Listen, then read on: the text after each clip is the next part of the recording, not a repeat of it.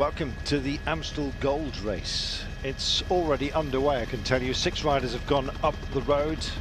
Well, the 50th incarnation of this great event, which sends the Dutch into a frenzy. First, of course, first time of asking, it was run on the Queen's Day, traditionally where everyone buys their beers and sells them tax-free.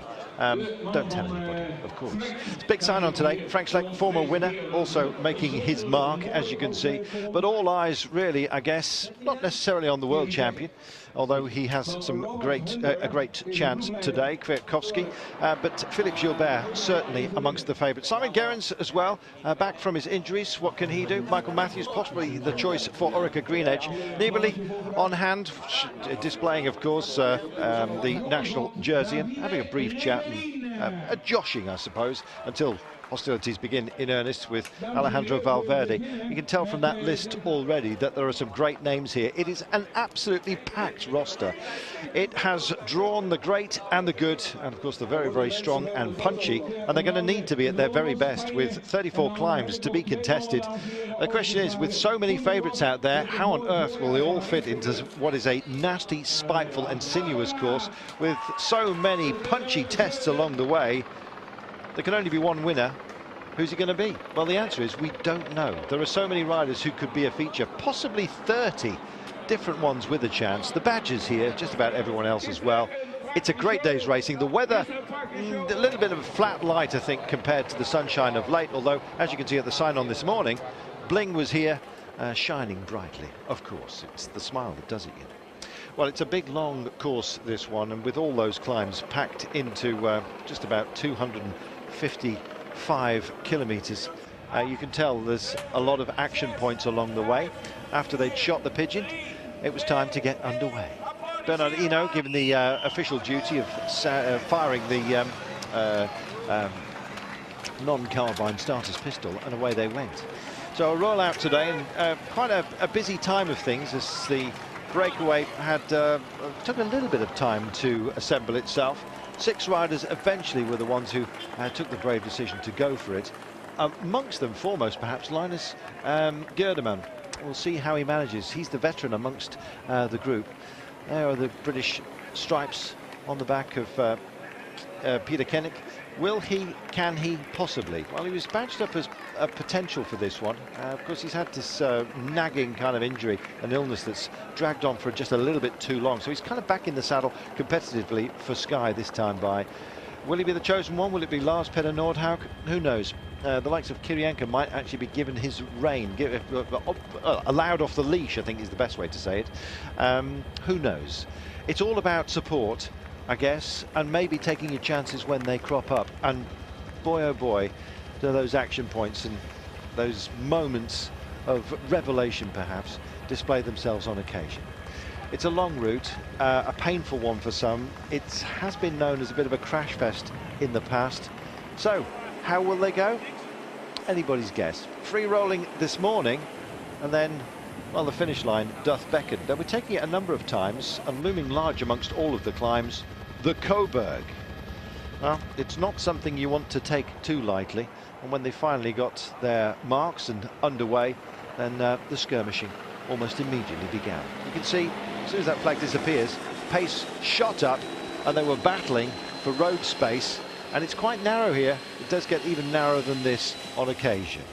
I'm Carlton Kirby, alongside me, Dan Lloyd. Dan, welcome. It can be a nasty, as we said, spiteful race, this one. It certainly takes bites out of some riders. Everyone seemingly, though, well up for it as we bet ourselves into the season proper. Yeah, it's a distinctive change from the classics that we've seen over the last couple of weeks, which are all going over the cobbles in northern France and Belgium. This is one where a different type of rider normally shines. It's kind of a small filter, really, into the Ardennes races of Flèche Wallonne and Liège-Bastogne-Liège, where you get even bigger climbs than this. This is one where we have got a few guys who just did the cobbled classics here. Of course, big favourite is last year's winner, Philippe Gilbert. So here we are, our men in the break. Laurens de Vries from Astana, 26-year-old, formerly of Wanty Group Gobert, run up in the Paris Tour a couple of years ago as a youngster, in fact 2012. We've got Jan Polanc as well from Lampre Merida, just 22 years of age as well. Tim Russen as well. You might think he's a Nero-pro, but came out of the Rabobank development team.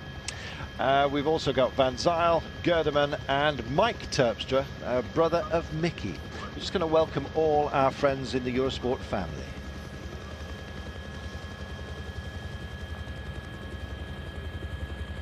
Welcome to the Amstel Gold Race. Spiteful, nagging, punchy, brutal little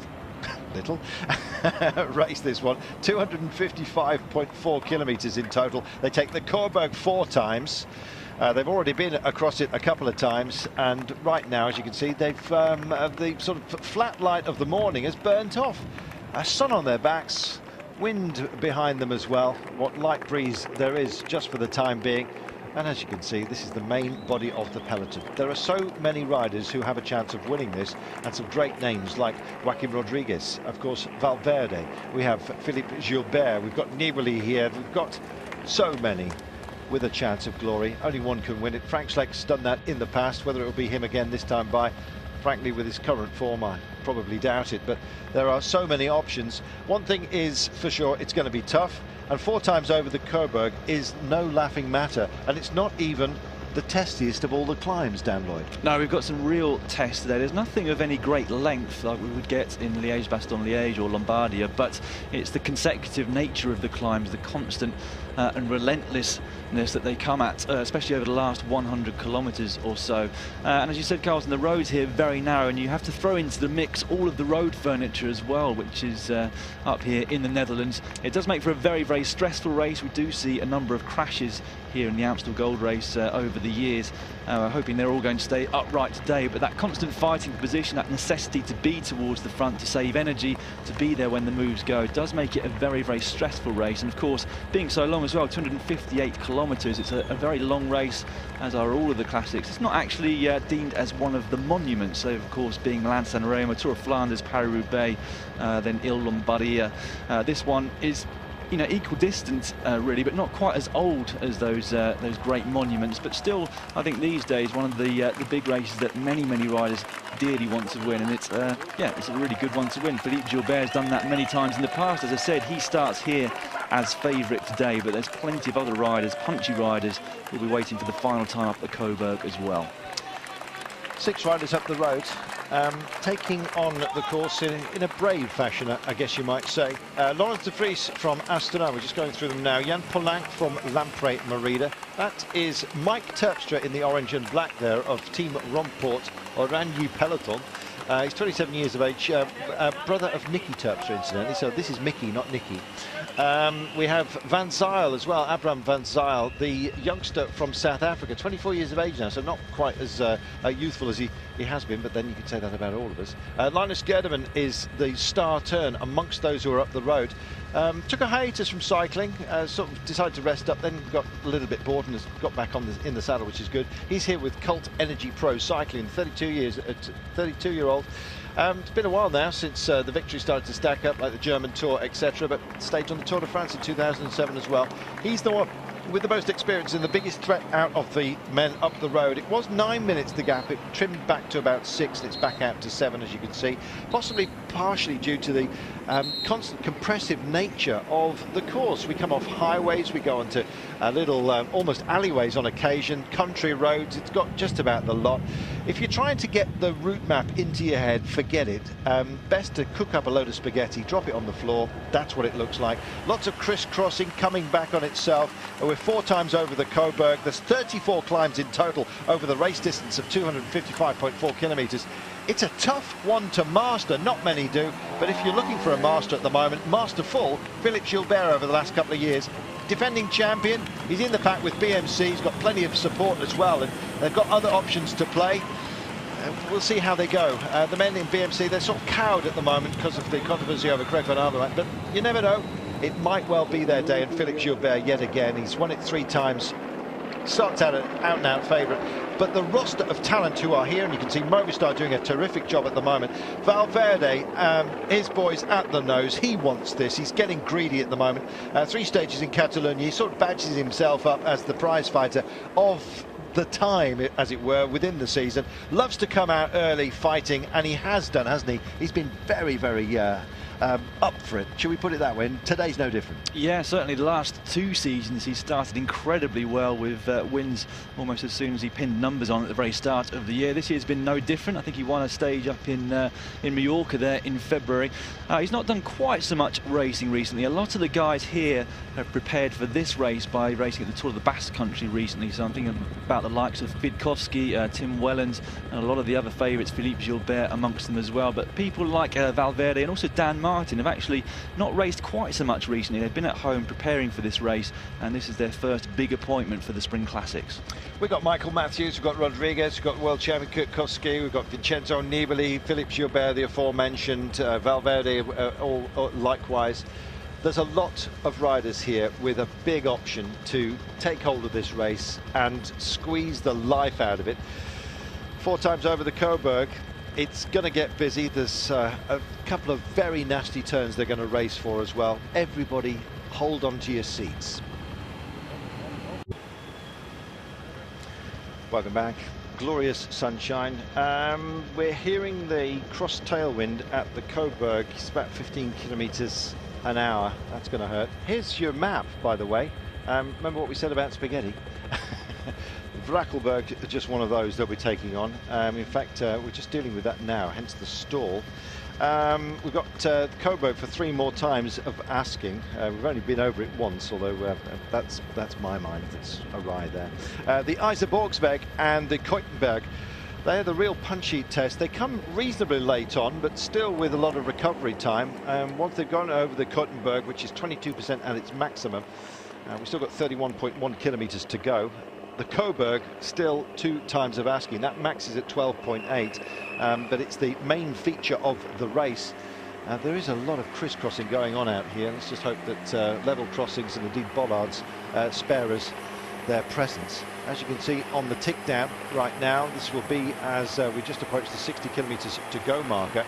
Nasty, nasty, nasty is a left-right left that they will race for. It's been a scene of crashes on a number of occasions, and that will come just before the Kreuzberg at 41 kilometers. It's about here. Here we are, coming through this. Watch it. Just ahead of that, it's a nasty sequence of turns, and once you get past that, sense of relief I think will wash over those who've actually made it through cleanly. We're not talking up crashes, but it has been a feature of this race on occasion. There's your Kreuzberg as we continue to count down with 40 to go. It crosses back over the old route. You see what I mean about the spaghetti kind of course that we're dealing with here. The Iserborg, then the Keutenberg, which is the 22%er that we were mentioning. That's the Fromberg. Keutenberg up next. Here it is, 5.9, but 22% at its maximum. Real kick in the pants, that one is. And then it is the Coburg, 2 times of asking within the last 12. So those are in the VIP area, sponsored by Amstel. You'll be unsurprised to hear. Get to see the boys playing at their very end of their resources late on. And of course, then we finish after 158 kilometers. The last peak is at 255.4, and then it is that run in to town. So as you can hear, there is a recovery zone of about 1,800 meters after they take the Coburg for the last time of asking. So you've got to keep something in the bank. Right now, they look like they're in full flight. Look at the pace that we've got today with 102 kilometers to go. At this sort of speed, it's going to be over tidily. Every single corner is raced for. The wind, not overly significant today, but wide open countryside and the sapping nature of the unprotected terrain here. And of course, all the climbs that we're dealing with. Constant road changes, surface changes. We described it as a nasty, spiteful race at the top of the programme. I think that about sums this up. Yeah, it certainly does. It is one where you need to be very prepared for the constant accelerations that you have to make, not just on the short and steep climbs which come so incessantly, but also coming out of the many corners as well. Thankfully, they haven't got too much of a crosswind or wind full stop to deal with today. As you said, it's a very slight cross tail as they go towards the finish line over the top of the Coburg, but there won't be any echelons on these small open roads. There's just not quite enough wind today. But as I said at the start of the programme, it really is a race where staying towards the front will do you a number of favours. You can see exactly what's happening at the front of the race, of course, but you just save so much energy compared to if you're 50th, 60th position. But of course, it's very, very difficult to stay there. It very much helps if you've got a strong team such as BMC to make sure that you're helped towards the front all of the time. But it's just that, you know, once or twice on a climb, if you're further back or coming out of a corner and you're having to accelerate to get back towards the front of the race, it doesn't take too much out of you. But you know, if you have to do that 5, 6, 10 times, it really does take the energy out of you, and that's the energy that you need over the last couple of climbs towards the finish. So punchy is what you've got to be, otherwise you get beaten up. Philippe Gilbert is used to doing this. He's defending champion. His BMC team are hoping to give themselves some good news with another win for him. He's won it 3 times. Could it be 4 today? These guys still have a lot of belief. 6 minutes and 50 up the road they are. Laurens de Vries in the light blue of Astana is here, 26 years of age, formerly of Wanty Group Gobert, run up in the Paris Tour in 2012. He could go well. Jan Polanc of Lampre Merida, also a youngster, 22 years of age, run up in the Slovenian Tour a couple of years ago, really as a very young man. Lampre decided to give him a contract. There he is, pink and blue. You see Tim Roosen from Team Lotto Jumbo. There he is in the waspish yellow and black, 22 years of age. And guess what? When you get a transition, you get compression, and when that happens in the pack, as you can see, you can get knocked off. You better just keep it clean. That is Vaitens just trying to sort the bike out. A couple of boys as well from Lotto Soudal also got caught out by the looks of things. It's why they race for every single one of these road transitions. There's plenty of 90-degree turns, and sometimes it kicks up, as you can see. And if you get caught out, it's not a pleasant thing. That's just a light tangle. That has nothing to what we might deal with. Jelle van den Berg can take that as a warning, I guess. Yeah, Jelle van den Berg, who's finished twice second in this race previously, just getting tangled up with that rider from the Giant Alpecin team. Very easy for that to happen. You get a rear mech stuck in somebody's front spokes when everyone's so close together, not willing to give an inch, because it takes so much effort to get to your position that the last thing you want to do is easily concede it by just someone nudging their handlebars in front of yours. You can see the riders on the front at the moment are from BMC and the Movistar team. Very, very strong teams. 2 favourites coming into this race, of course. Philippe Gilbert, who we've mentioned before. Alejandro Valverde is the man for Movistar. And apparently earlier on in the race, another team was doing some of the work on the front to make sure the brake didn't get too much of a gap, and that was Nippo Vini Fantini. Now, they've also got a former winner in their ranks, and that is Damiano Cunego. Some time ago that he won this race now, and he's now not in the World Tour, but Nippo will certainly be working for him today. And he's not shown that bad form recently. He was up there, I think it was in the Limburg Classic just a couple of weeks ago. Perhaps hasn't had quite the quality of racing that the other favourites in this field have done, but he's certainly got the experience. Get another corner to race for, and you see Michael Kwiatkowski from Ethics Quickstep with the hoops. How is he riding with the rainbow jersey? Well, looking for a victory, to be honest. You know, prologues aside, he'd like to do something special here. Thankfully, we've got a dry day. You see the crown of the road here. It's sort of humped in the middle. And that's just so, because it rains so much in this part of the world, hence it's so green, I guess, for most of the time. And also why we've got so many mosquitoes in this part of the world. The Swifts and the Swallows haven't quite made it to Northern Europe just yet. That said, I did see some in the French Alps last weekend. But anyway, enough of that. There's a good rolling surface on the country roads, but it's very, very narrow, is what I was getting to, on the crown of that road. And so they're sort of strung out, as you can see, because nobody really wants to get into the gutter. When you get broken roads in the agricultural areas, you get little chips, little stones, little pieces of flint. It's so easy to get a puncture. So they all raced for this, knowing that it was coming up. Local knowledge in this particular race counts for an awful lot, doesn't it? Yeah, if you can just judge your sprints into corners and climbs, etc. perfectly, it makes a huge, huge difference. As we said, we're around about 43 kilometres to go. It's one of the most crucial points of the race. We've still got 2 climbs of the Coburg to go at that point, but there's a big main road just before that, and then a very sharp left and a consecutive turns afterwards, leading to a series of climbs. That's always a very, very high speed entry into that corner, and it does make a big difference if you know exactly where it's coming, because, of course, if you make your sprint with 300 metres metres to go and arrive at the front, you can find yourself swamped right back into 50th place when the actual turn comes. So even if you're not local, a lot of these teams will have been here in the previous few days and the week running up to this race, and so many of them will have been out on the course. Of course, we've got lots of riders who've done this race many times before, but we've also got a few debutants here who will be learning the ropes and won't know the course as well as the other guys. We've still got 97 kilometres to go. The average speed has been quite high today, courtesy of all the intermediate kind of sprints for the corners. There are no intermediate sprints along the way, apart from the Amstel sponsored Coburg. I guess you can win your weight in beer. Actually, somebody did, didn't they, in Flanders?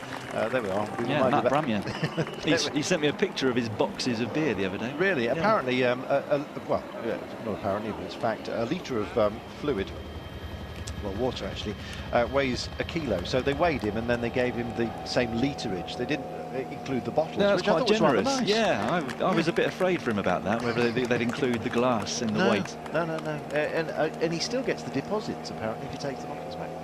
It's all very green and verdant and eco in the Low Countries. Here are our 6 riders. We were just going through them. De Vries from Astonite in the pale blue.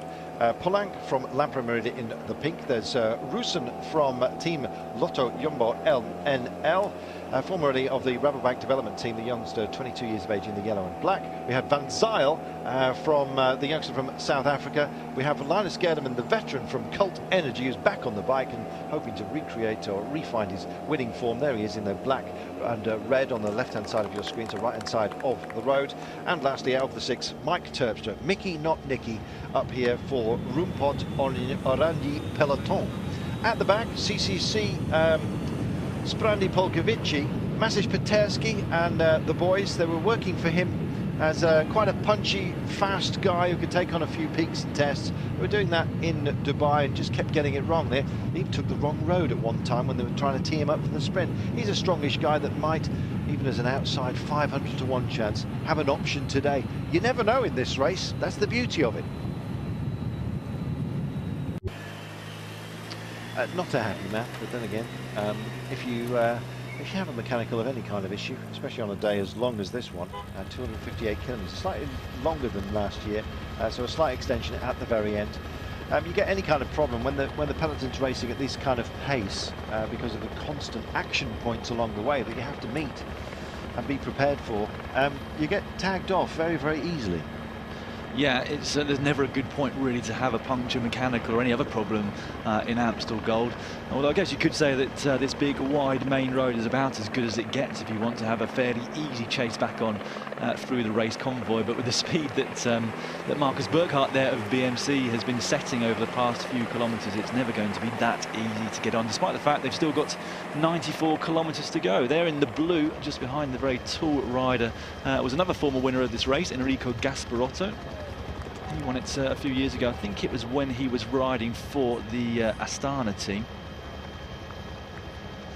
Well, we had a brief chat at the top of the day with world champion Kwiatkowski. So let's just dip in and get his thoughts, shall we? Mam nadzieję, chociaż tak, przez te 3 lata well, for the last 3 years, he says, I've learnt a lot. Our tactic of last year, Michael Gulash and me, may have looked good on the TV, but I paid for that effort, because around the Coburg at the top, it didn't go great for me, and I hope that this experience will be helpful, if only for my condition is good at the moment, and I want to show my very best in the Amstel Gold, because it's a big race, and maybe it's a race that's very nervy, full of nerves. Staying in the front is one of the most important factors in the Amstel, and staying in front in the World Tour, of course, is a challenge within itself. There are 180, 200 riders out there, and everybody is extremely well prepared for this. And he says, I just hope that I've got a chance to have another go out there. It's important for him, clearly. Well, acknowledging as well, Dan Lloyd, that it's a nervy one. You've got to be prepared for it, and frankly, prepare yourself for this. Yeah, here they come up the Kalberg. You can see how many people and supporters have turned out to watch these rides. It is a fantastic atmosphere, which we thoroughly recommend. If you're ever thinking about going over to a race, it doesn't get much better when it's in the sunshine like it is today. Nice and warm for the riders and the spectators on the side of the road, and they'll be lined in their thousands all the way up here.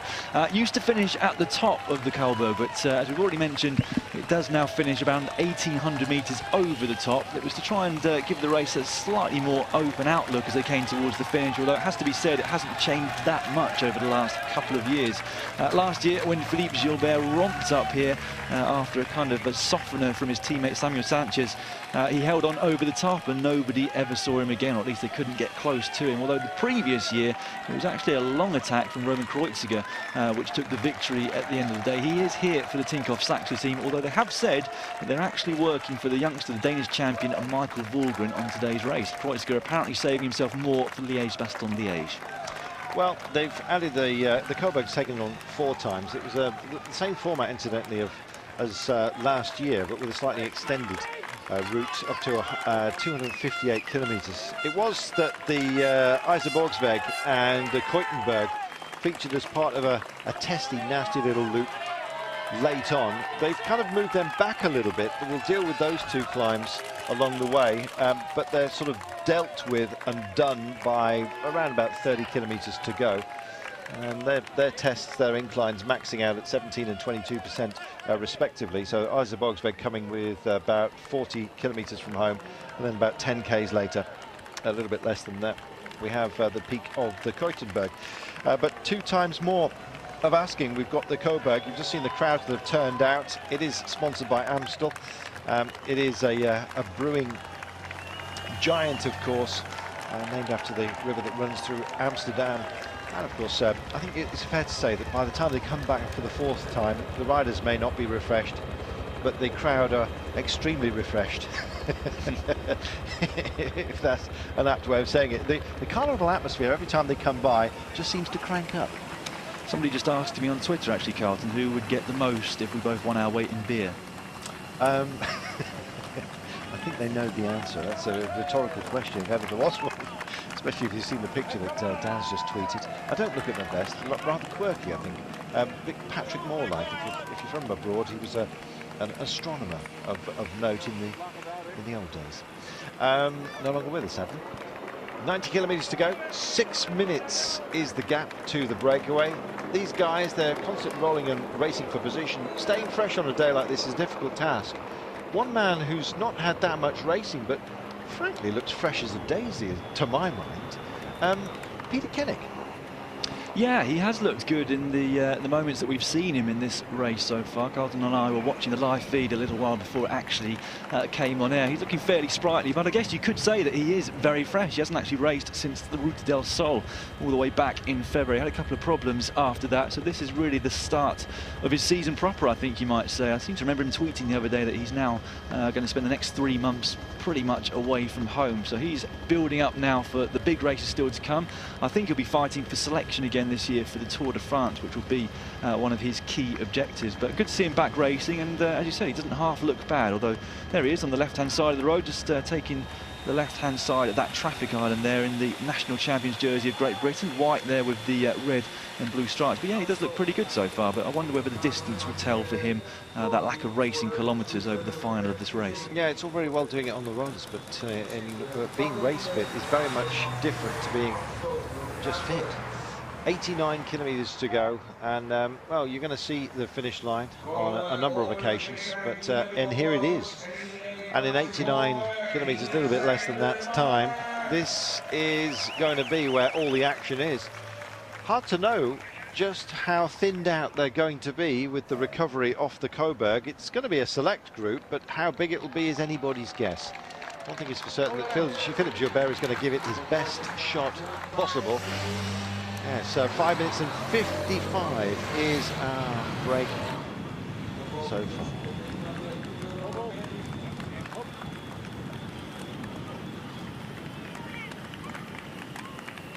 Well, we've had some bumps and bruises along the way so far. As far as I know, not with serious injury, but the teams have been busy tweeting about their thoughts on the day. you know, at any moment you feel there could be a wheel touch and disaster. It's a good job these guys are pros. That's all you can say. And I'm afraid to say that we've already lost a rider out here. Yeah, Louis Vestre, who we saw that we thought might have had a mechanical problem, actually didn't have that at all. He crashed to the side of the road there, as you can see on the left-hand side of your screens, and apparently now is out of the race. So a bit of a blow to the Astana team. They've got a strong set of guys here, and he was one of them, going very well up in the Basque Country, in the breakaways, etc. And they'll now be reliant on the likes of Vincenzo Nibali and Jakob Fuglsang. Yeah, Jakob Fuglsang, a good option for them. So, Luis Leon Sanchez, to be honest, you never quite know, as we've already said, how this one's going to pan out. What you do know is that you get a great welcome when you come into town, and some of these bars get loads of free advertising. It's rather strange they don't do more in terms of bigging themselves up. Whatever happened to the gentleman who used to advertise his camper van hire with a sign? I remember him getting roughed up by security on the Tour de France once because he was ruining the picture shots. I'm not suggesting that that's how you deal with such deviance, but he has disappeared, hasn't he? Yeah, in fact, Didi the Devil, who was the most famous person on the roadside for many years at the Tour de France, actually took on a sponsorship himself and was subsequently banned from the Tour de France, I think. Well, banned visually. Yeah, true. The pictures just never dwelt upon him. And then once he had his hips done, his jumping was back to where it should have been. I think he's actually now formally retired, hasn't he, Didi the Devil? Well, he had some knee problems, and what with the, you know, he wasn't able to use cortisone during the race, so yeah, he's out. Didi the Devil, probably resting up, well earned, I think. Slightly nuts character, but we like that. Yes, I've got to say that Kennick's starting to rock and roll a little bit into some of the climbs here, but then again, just about everybody is. 87 kilometres to go, but out of a total of 258, it's a rude distance, isn't it? Yeah, it's what makes these classics special in my mind, especially the likes of Milan-San Remo, which is close to 300 kilometres. You know, it does take experience normally, you'd have to say, and the strength that you get from many years of training and racing at this level to be able to be in with a shout of winning a race of such distance. Although this year we've had some fairly young winners of the monuments. John Degenkolb's not, despite the fact that he's been around for a long time, he's not an old rider by any means. Philippe Gilbert won this at a reasonably young age, but looks like Vincenzo Nibali there has a slight problem as well, and you can see there it's Sanchez, Luis Leon Sanchez, his teammate, who's just hanging back for him. Lars Bohm there, the local rider from Team Astana. They're all waiting for Vincenzo Nibali, so I think that tells you that they've got quite a lot of confidence in the Italian rider for today. Jakob Fuglsang there is the only rider who's been allowed to keep his place towards the front of the bunch. The rest of them are all going to help him back after whatever the problem is that he's just had. I think it's actually still dwelling. I guess you pick your teammate whose bike setup is most similar to your own if you're waiting for the car. Difficult for the cars to get to them, especially when they're strung out in such a long fashion on such a narrow road. Even the wider sections mobbed by the crowds, as you see it. For the time being very respectful of everybody. Been handing out the freebies, as you can see. We'll take a break, back in a moment.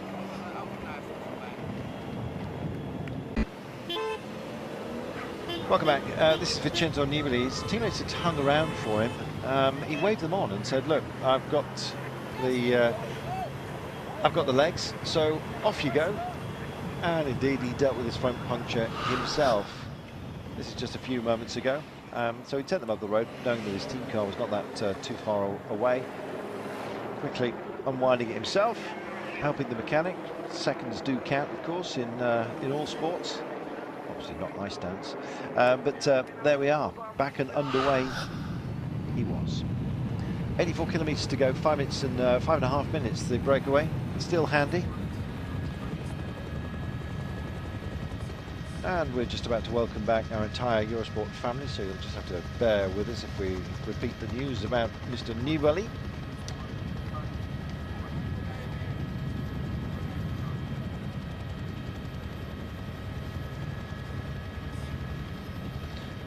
So welcome everybody. The entire Eurosport family is back together, and Vincenzo Nibali is with his teammates after suffering a puncture. No great drama. In fact, I like the way a team leader, to be honest, doesn't lean on his team when it's unnecessary, and they all hung back for him, and he just waved them on and said, no, off you go, I'm fine about this. The pace isn't too high in this part of the course. I'll just drift over the side of the road. He unwound his own front wheel. Mechanic came. It was a nice smooth change. That's a man who instills confidence just by his very demeanour. Yeah, this is probably one of the few bits of reasonably long respites that they get in this Amstel Gold Race. 86 kilometres to go. They've just been over the Gul-Emmelberg. Sorry for my pronunciation. And then, all right, yeah, maybe I got it spot on. Hopefully I did. And then it's not until 75 k's to go that they'll hit the Emmelberg for the very first time. So they have finally got a little bit of time where they can just relax slightly, take on the extra nutrition that they might need at this point in the race. But still very attentive towards the front, most of the big name riders in this race. And Valverde there, he's got his team riding on the front, including Rory Sutherland, etc. There's the world champion Kwiatkowski, also here with a very, very strong team. It'll be interesting to see Tony Martin's role here in today's race, Carlton. He's there on the right-hand side of your screens on the world champion's wheel.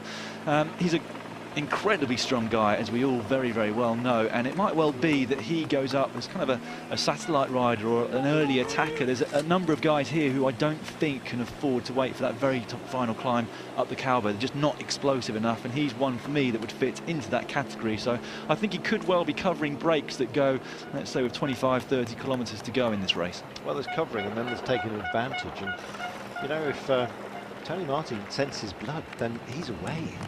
There's been so many times where he's gone very, very long, and we've always thought he's been reabsorbed with just 8 seconds advantage. Then just changes his rhythm and kicks off again. He's a time trialist, of course, and he's turned himself very much into a bit of a mountain goat as well. He's going up some great inclines of late. Maybe a bit too punchy for him this time by, but you never know. If he's got an advantage, Tony Martin, a bit between his teeth, could be a joyous day for him. Yeah, he's just strong, isn't he?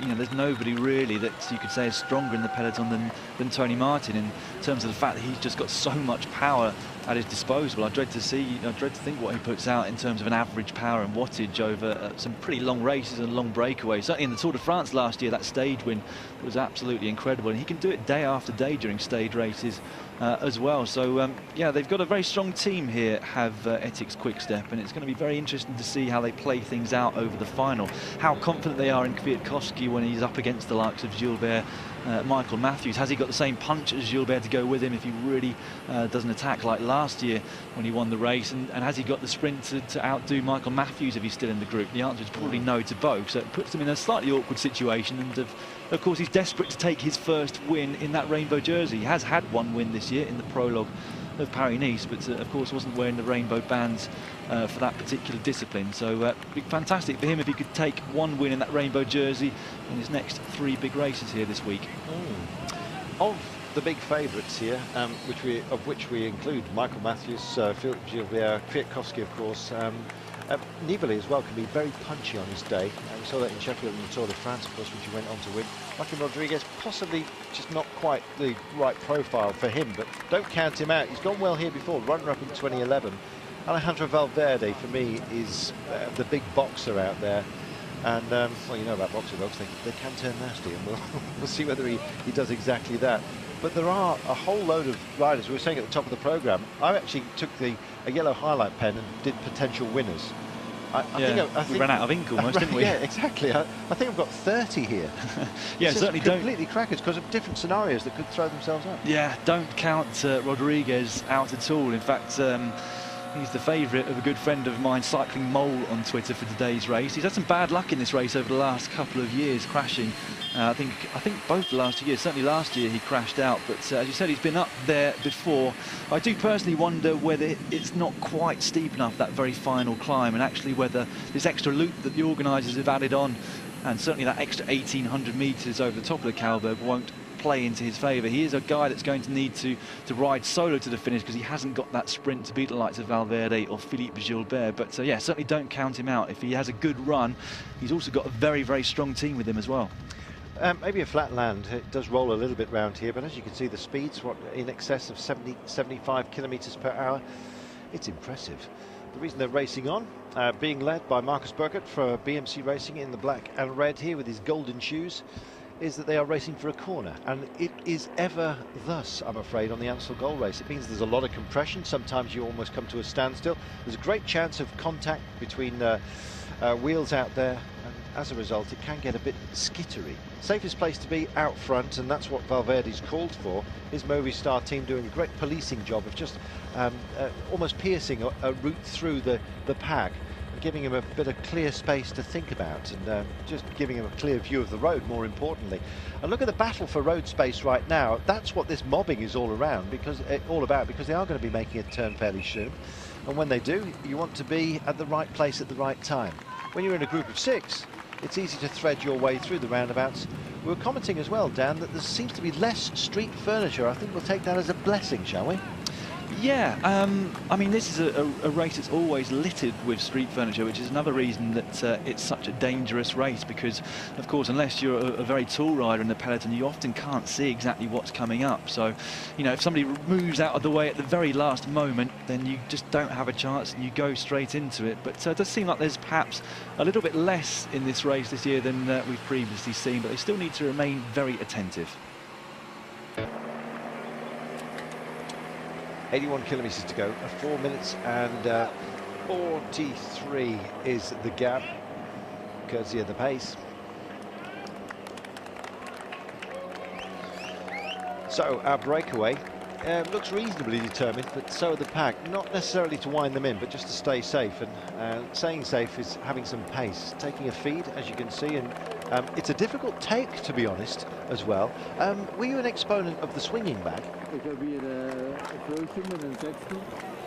Well, when you go at a certain speed, it's you know, it just generally does swing the bag. I remember distinctly remember actually during Paris Tours one year that when I'd finished with my feed bag, I went over to the side of the road and went to throw my bag, and there was a Katusha rider actually just coming past me on the pavement on the side of the road, and so as I put my bag over it, it looped around his bars, and for a few seconds I felt like the most powerful person in the world. And I gently gave him my my feed bag, my musette. He looked at me like, are you going to kill me? Yeah, it's feedback situation and feedback stories. They really can get into the wrong kind of places, to be honest. There was a theory at one point that if you swung the feedback, as your timing was what it was all about. So you swung it towards the rider, and then as he came by, it was swinging the other way, and it was an easier take. After that went wrong a few times, they bagged that. Well, most of the experienced riders will actually try to grab the bag as low as possible. So I think you naturally kind of try and grab it towards the top when you very first start picking up feed bags, but that's what leads to the huge pendulum swinging. But yeah, if you do manage to grab it towards the bottom, even not on the straps, but actually part of the main musette, it does reduce that, and it's it's often an easier way to pick up your feed bag as well. Yeah, newbies, or if you just get it wrong and take the bag too high and it is being held static for you, then it does tend to swing behind. It can go all over the place, and in fact it can be a bit of a crash zone as well if it's been unwisely designated, the zone. I've seen a few weird places for the feed to be declared, but reasonably safe today. Yeah, they generally try and put them on very slight uphill passages, so that you're not going along at 50-60 kilometers per hour on the flat, but 40 km per hour or below. And often the points that they do put them in various races are where it's not crucial, so you can afford to just slow down very slightly, move over to the side of the road. But they are just very, very dangerous points in any race, because often you don't know exactly where your soigneur is going to be standing. So you'll see riders dart across from the left to the right side of the bunch at short notice, because they suddenly see their team colours on the side of the road, and if there's somebody just overlapping your wheel slightly behind, then you can get somebody coming down, and crashes in feed zones are not rare at all.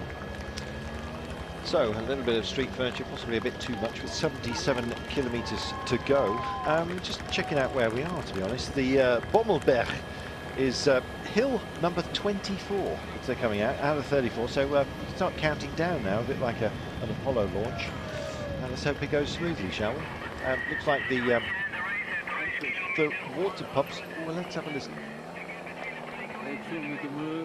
Oh, I'm just trying to hook into race radio there, which the camera bike had got turned up rather loudly. Orica Green Edge are buying the right to fight here. They've come to the fore. They're clearly working for Michael Matthews today. He's probably their best chance, but don't count out Simon Gerrans either. No, he has stated that he's going to be here working for Michael Matthews today. He, of course, stood on the podium at the end of last year's race, but he's had a terrible start to the season in terms of injury. He broke his collarbone in a mountain bike incident in the off-season whilst back home in Australia, and he just made his return to racing at Strada Bianca in March, the gravel race over there in Italy. And crashed there and fractured his wrist. So he's really only just got back into the swing of things, and probably isn't on quite the same form as he was last year when, as I said, he finished on the podium and then went on to win Liège-Bastogne-Liège. He has announced, though, that he's going to be riding Giro d'Italia this year for that Orica Green Edge team. The first participation for him since 2009 when I was teammates at Cervelo Test. Did I ever tell you I rode for Cervelo Test? You did. It's a good job you reminded me. Telwen 45, that's Terry Wenman. Hello, Tel. Says, are there any level crossings? Gosh, we've had all kinds of things, haven't we, getting in the way of late. Not least the exposed bollards a couple of weeks ago, which really upset a lot of people, including us. Yeah, in the Basque Country there, stage 2, wasn't it? The was it stage 1 or stage 2? There was a horrible crash. Crazy. Yeah, Pete Stettiner has only really just left hospital and he's on his way home now. In fact, I saw a tweet from him this morning. But yeah, that was just something which could have been so easily avoided. It made me quite angry actually to see that. I only caught up a bit the following day, but yeah, some riders out for a long time due to human error, basically. Yeah, it was bollards which were removable, but unfortunately locked. And the chap kept saying, "Yeah, I'll be along. Yeah, I'll be along. Don't worry, I'm coming. I'm coming. He's coming." He never came. And it came so late they just put a couple of traffic cones on top of the metal bollards. Check it out. It is nasty. Don't mean in a mawkish way, but just as a sort of reminder to get angry on behalf of the cyclists out there. Very, very, very dangerous. Anyway, safe so far today. Those tumbles that we've have had haven't resulted in serious injury, as you've already seen. So let's just hope it stays that way, because as we get ever closer to the line, you've got this feeling that there is that sort of darkness about this race. Even in the bright sunshine, it can get very, very nervy. And we've only got 75 k's to go. At the speed that they're going at the moment, they're going to be finished ahead of time. Nice dry surface for us to deal with, and not a whole raft of punctures today.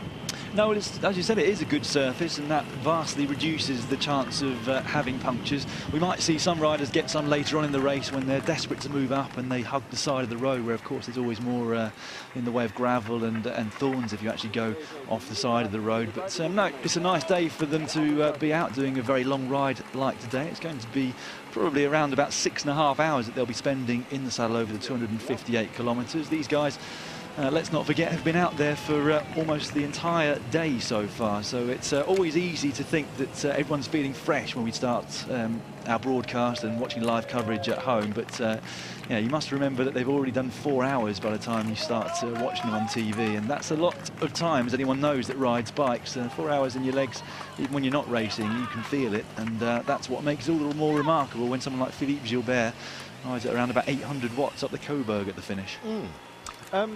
Just talking about some freebies. Some of you have been talking about the feed zone on Twitter. By the way, you're very welcome. It's at Carlton Kirby or Daniel Lloyd 1.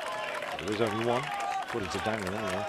So Daniel 1. If you're hashtag home recycling, then of course we'll also, your thoughts will go to the wider Eurosport family. Yeah, there's a lot of races that hand out freebies. You can see people with lots of sort of dedicated hats and things like that. You know, Dave's chips, things like that. There used to be a boiled sweet manufacturer. They were sort of creamy boiled sweets. There was strawberry or, if I remember, peach flavour. And they used to throw these from a bus. After about 19 or 20 eye injuries, they decided that it was probably a bad idea to throw them out individually. So that was the end of that. And we're also hearing that the air sausage is about to be banned by a number of races because of accidents. You know, the clapper sticks, whatever they call them. Oh, right, yeah. Air sausages, yeah. They could be a thing of the past. No bad thing as far as I'm concerned. Horrible things. Just like the cardboard hands that cause so many slash injuries. Think paper cut, but far worse. They went as well. Welcome back. Conversations wide and varied on Twitter. We thank you for your call. Somebody's saying, why is Valverde wearing a watch? He's probably paid to wear a watch. Yeah, usual question. What's your favourite bike? The one you paid to ride. 73 Ks to go. Yeah, a lot of people also talking about injuries from advertising gifts along the way. Don't really want to start a long list, but apparently somebody got hit in the chest by a key ring, which what was it, a cow-shaped key ring?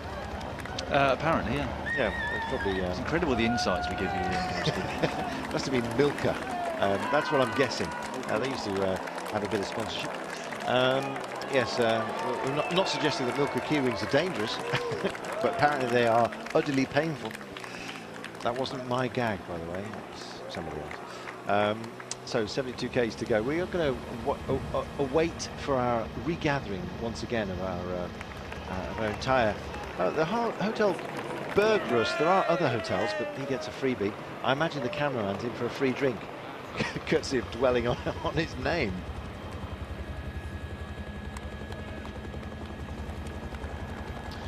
Welcome back.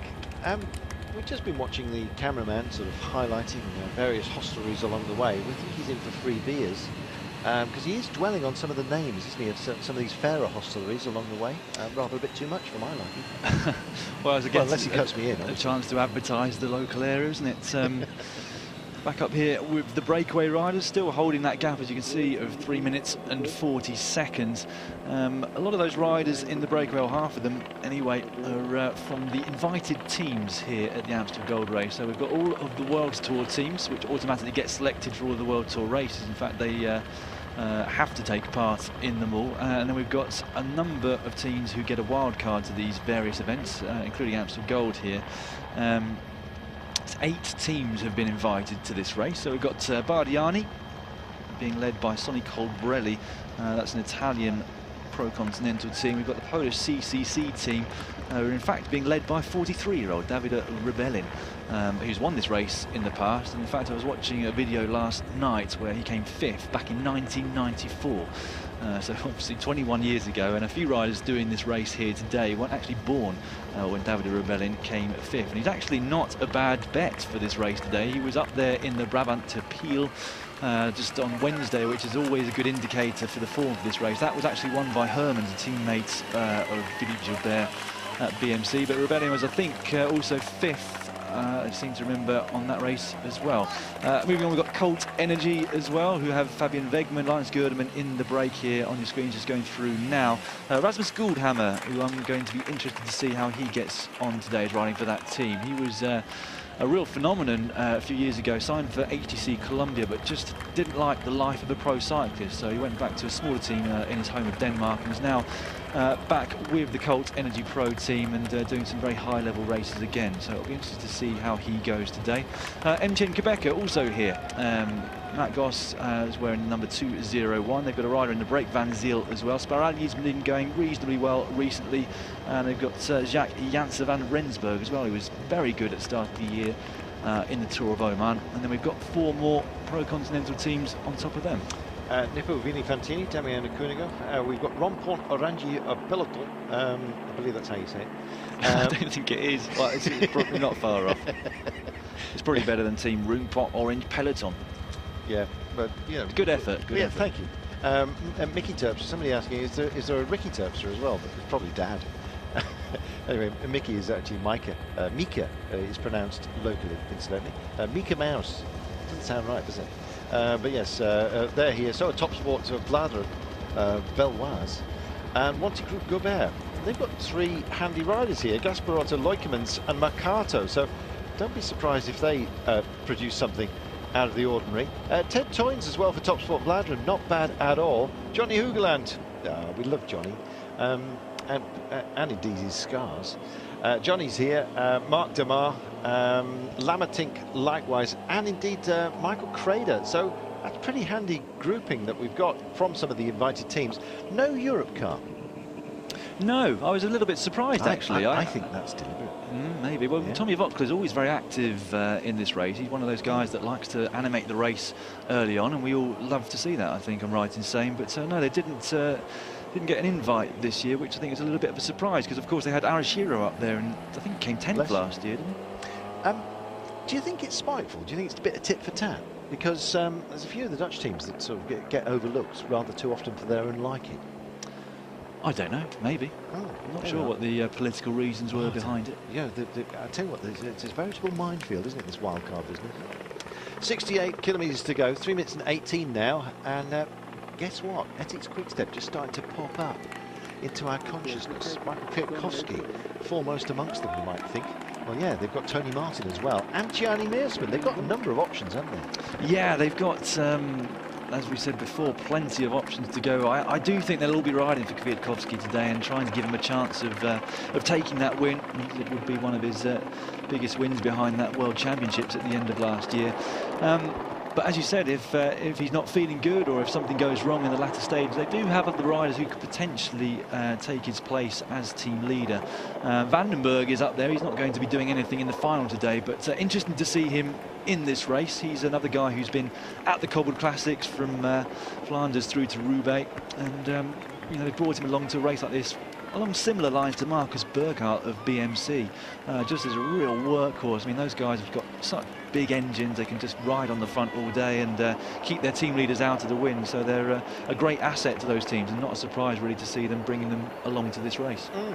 Bokka Mollema, who sounds like the priest filling the font when he was naming him, is going to go rather well today, I feel. Trek Factory Racing look up for it. Arredondo, he's been a busy old bee of late on the more testy climbs that we've seen, particularly in Spain, the Basque Country. Well, he is here. Fabio Follin, yeah, Trek Factory Racing, watch out likewise. Yeah, I think he is. I sort of bounced him up, but the odds weren't great. But to be honest, he's on fantastic form at the moment, and this is his kind of terrain as well. Yeah, he's a rider that should suit this race down to the ground, really. He's got that little sprint on him. He's also a very punchy climber, and as you said, on great form recently. He took his first ever World Tour win in the Basque Country. So yeah, they've got a few cards to play as well. There's a kind of divide, isn't there, between the teams that are all behind one rider like Movistar for Alejandro Valverde or Orica Green Edge for Michael Matthews. There's a number of teams who've got you know, a few cards to play and not an outright leader, and you've had to put Team Sky, I think, amongst them as well. Looking down the list of riders, they're all very strong guys in their own right, but none of them, I don't think, at this point in the year anyway, on current form, are anyone that I would expect to really compete if they leave it until the very final climb up to the finish. So there again, another team which I'm expecting to see go on the attack a little bit earlier. Jussi Väikkönen, I'm glad to see him on the bike and well. I saw him in a neck brace the last time I saw him in action. Oh, really? Almost in traction. Well, he's back. It was just a couple of week before last. Thankfully, obviously not serious, just precautionary. Looks to be spinning it up well, the Finnish champion. Yeah, just somebody asking about the breakaway. It has been a long programme today, so let's just go through them again, shall we, just in case we've got some late arrivals. In fact, where have you been? Lawrence de Vries from Astana, there he is in the blue. Jan Polanc from Lampre Marina in the pink and royal blue, about to come through, 22 years of age, runner-up in Slovenia a couple of years ago.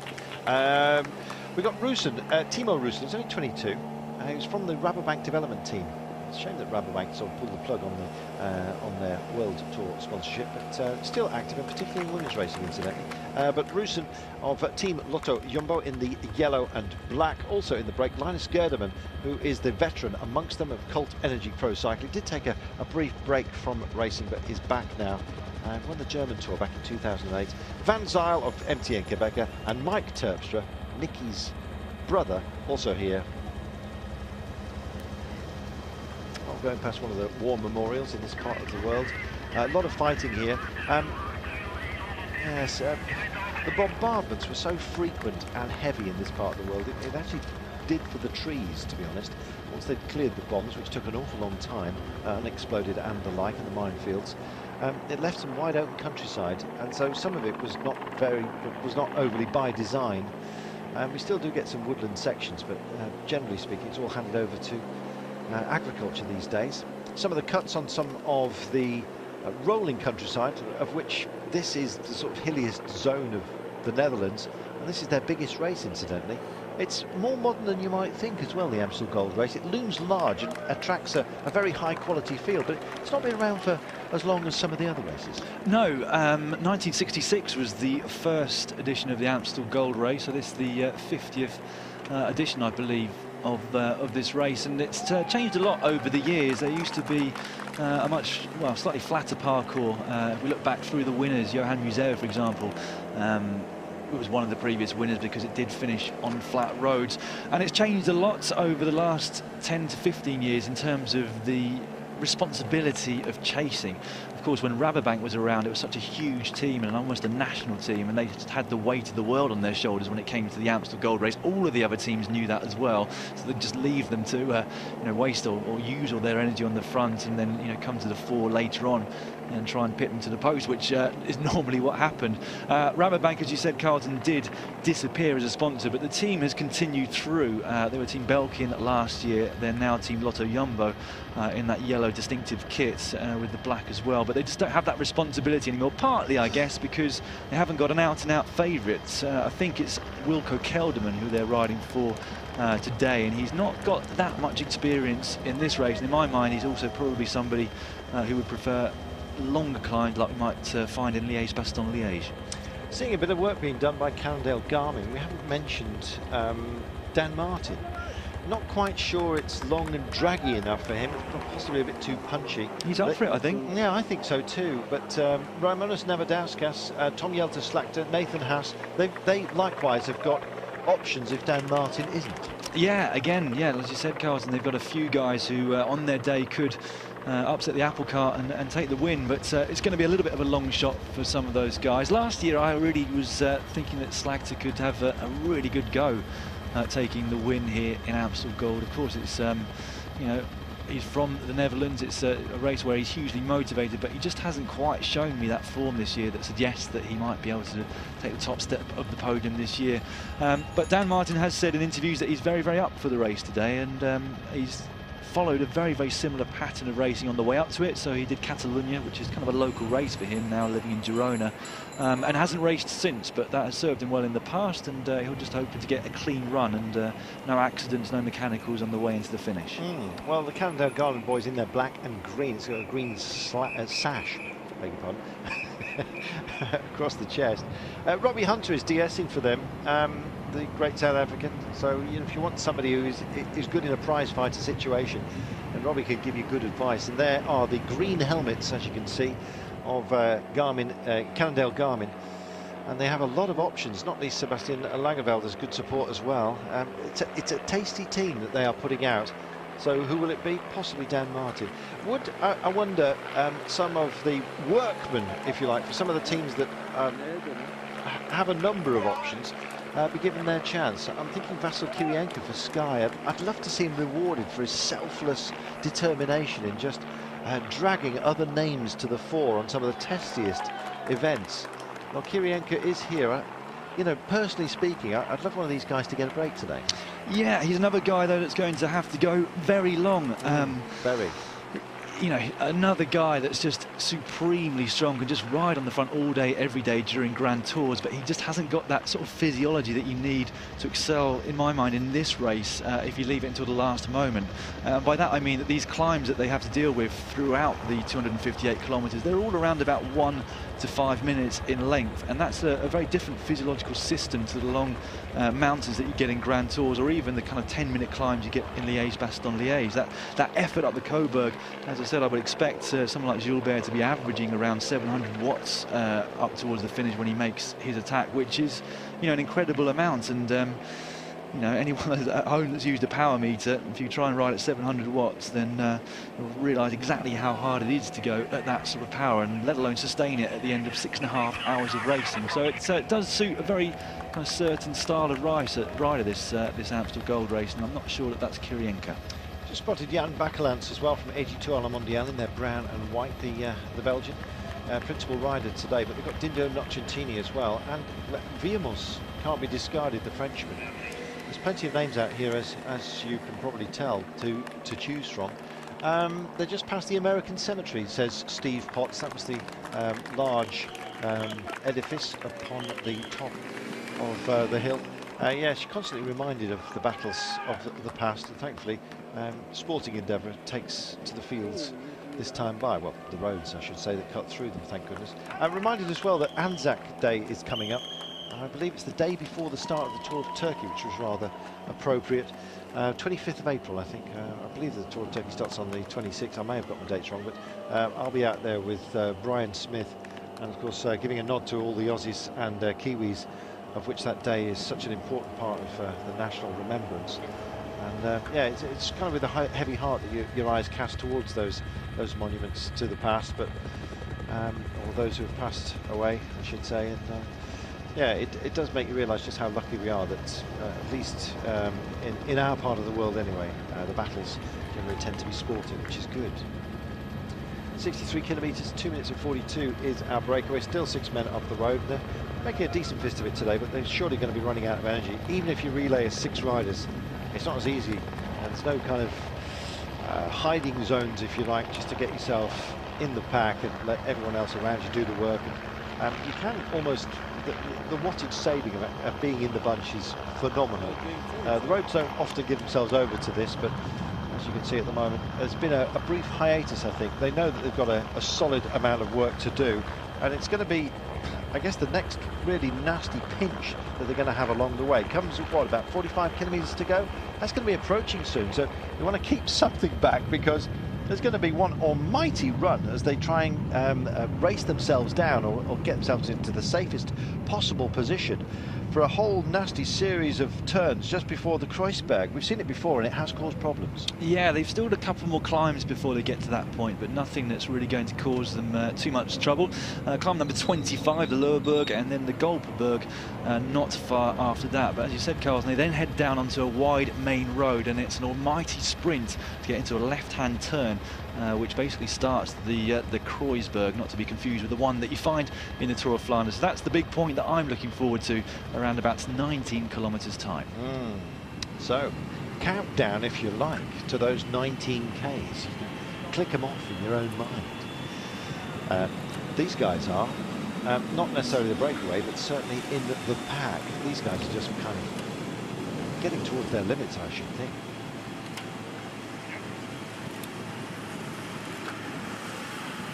Thank you very much for your kind thoughts on Twitter. It's been a delight to hear from you. You're enjoying yourselves today. And it's always lovely to see this kind of weather and also this kind of terrain. If the roads were closed, you kind of fancy taking on these roads yourself, but look how guarded the cycle areas are as well. Well designated on the climbs, because it's such a popular sport in this part of the world. And I love that. Yeah, I don't think there's anywhere else in the world that's got quite the same infrastructure for cycling, especially as a means of transport in this country, rather than just, you know, leisure activity. And yeah, it's quite a nice place to ride a bike on a nice day like today. And as you can see on the side of the road, they are quite wide, the cycle paths. You are expected to ride on them in Belgium and the Netherlands. So if there's one that's kind of a path on the side of the road and the road itself looks much smoother, you have to try not to accept the lure of the smooth road and actually ride on the cycle path. Otherwise you can find yourself with a fairly hefty fine from the local police. Yes, exactly. And you can see as well some of the designated routes just coming in the opposite direction. You see one of the isolated cycleways. Every new road, incidentally, has to have, by law, an isolated cycle path. So not just paint, it has to be some either a verge or indeed a barrier protecting the cyclist. And that is a great thing. Just passing by some of the polytunnels, which are growing, I think, some of the hops in this part of the world. We also saw not hop, what do you call it, hop frames, but vineyards as well. A rare thing in Holland, but they do have their own wine. It's not just about the beer. Even the Belgians like a drop occasionally.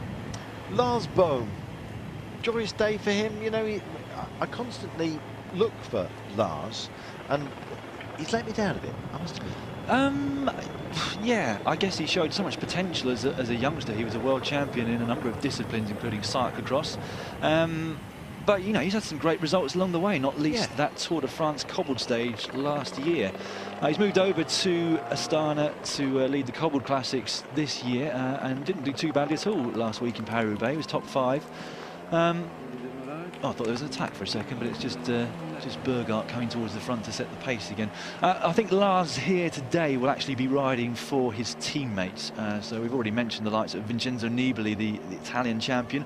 They've also got Fulsang as well, who could potentially do something. We've seen him attack in around about the last 30 or 40 kilometres in previous editions of the race. And they've also got Luis Leon Sanchez, who potentially could do something today, although by the way he's been riding so far, it seems to be that he is riding for other people on this particular race. Just saw Giant Alpecin coming to the fore. They of the dirty great big white stripe down the black jersey with a bit of red in there.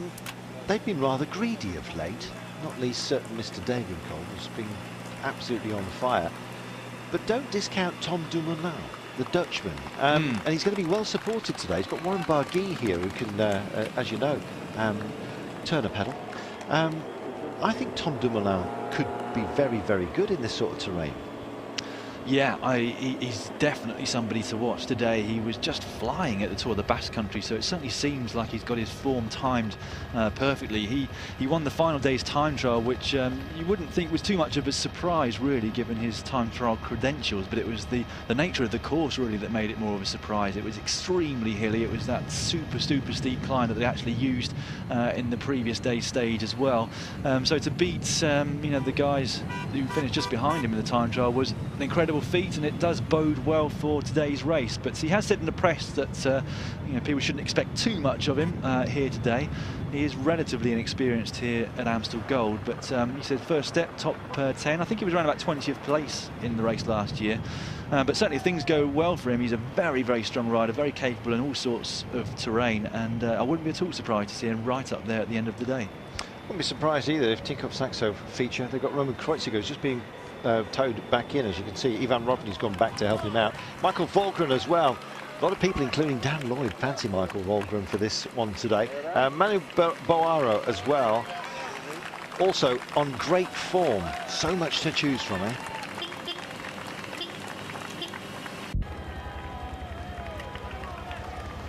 Welcome back. I guess the aptly named Gulpenberg, well, it's the Amstel Gold Race. It's going to be rearing its head fairly shortly. This is the Loerberg, I believe, for the pack. So climb 26, and this looks like another one of the sponsors, which the the cameraman. I think he gets free beds, you know, something like that. You know, maybe he's a tired man at the end of the racing season. Who knows? So they make yet another turn under another one of the air bridges, which thankfully haven't been blown asunder, even by the helicopter. And we race on. That pinch point still coming though, and it will be with us in about 12 kilometers time, so it's going to get hairy, believe me.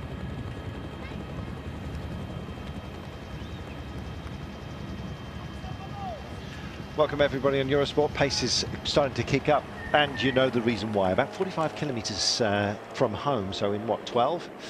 They're effectively racing for what is a very nasty series of curves.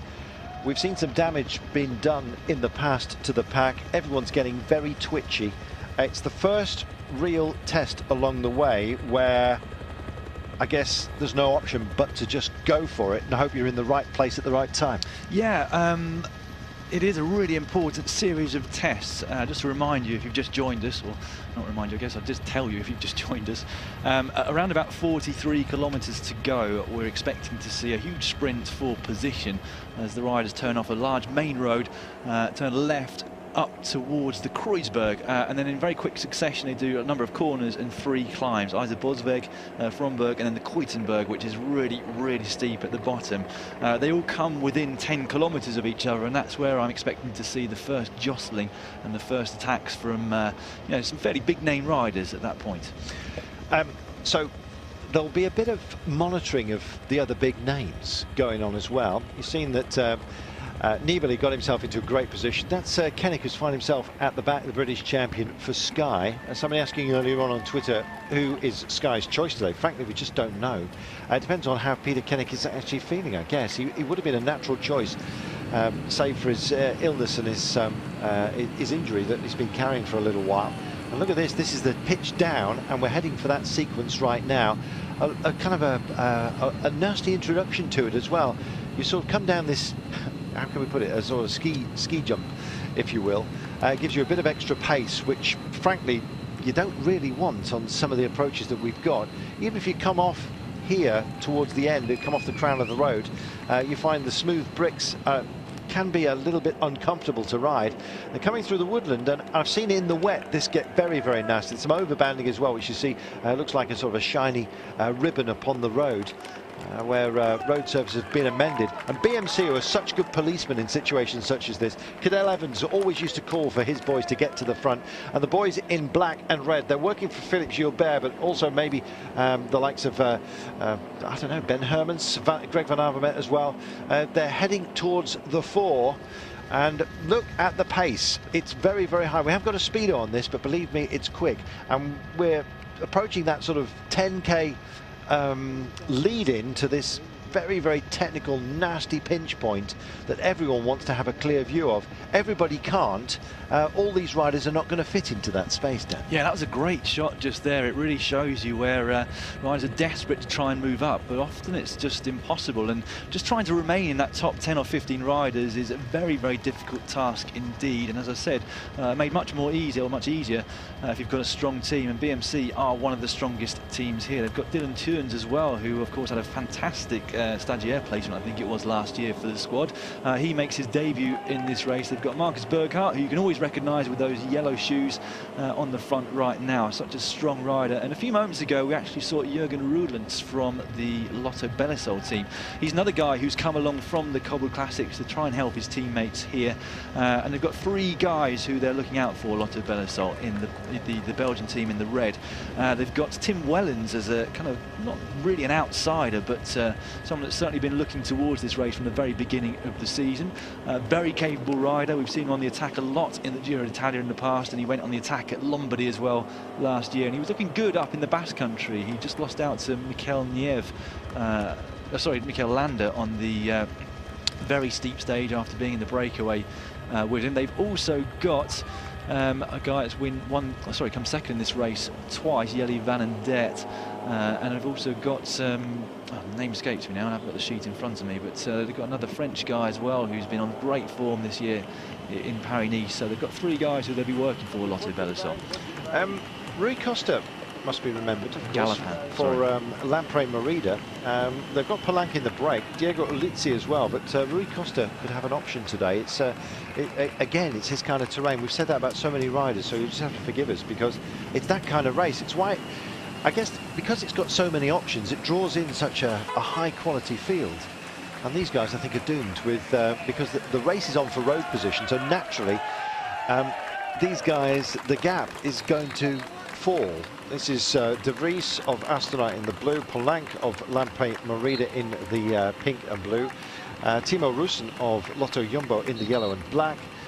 We have Linus Gerdemann, the veteran, 32-year-old German in Cult Energy in the black, mostly black accented kit, as you can see. Van Zyl for MTN Quebec in the stripes.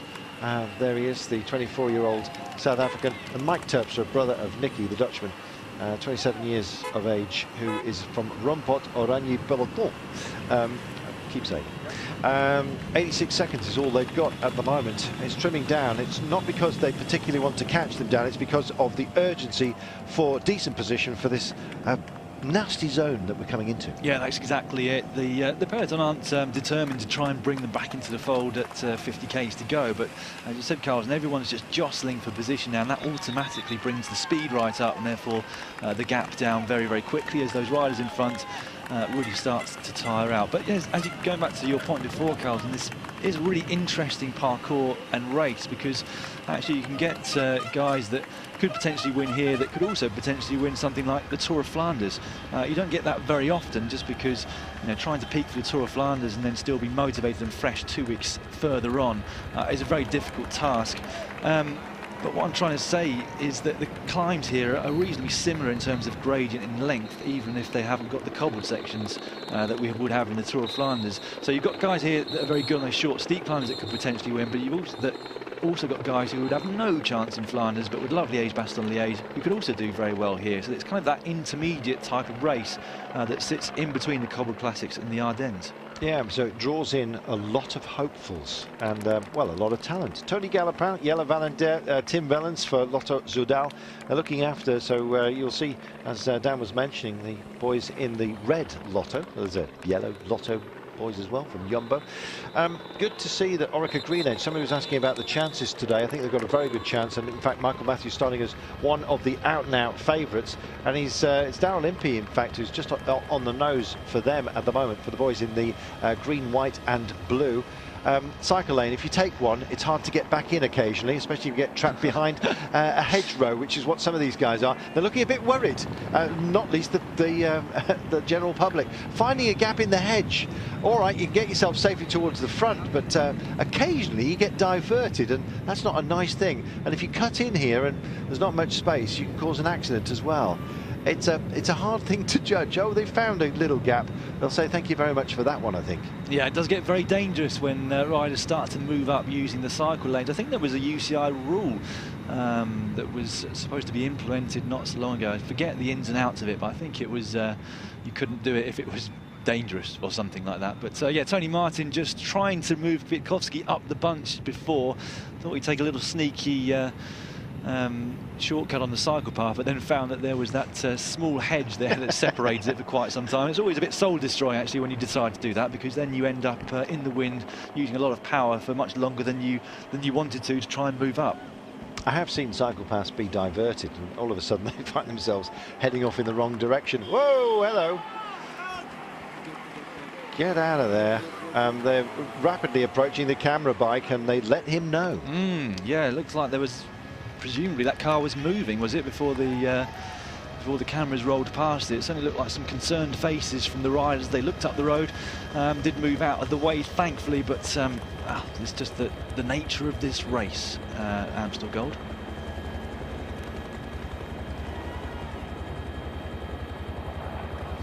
"56 seconds.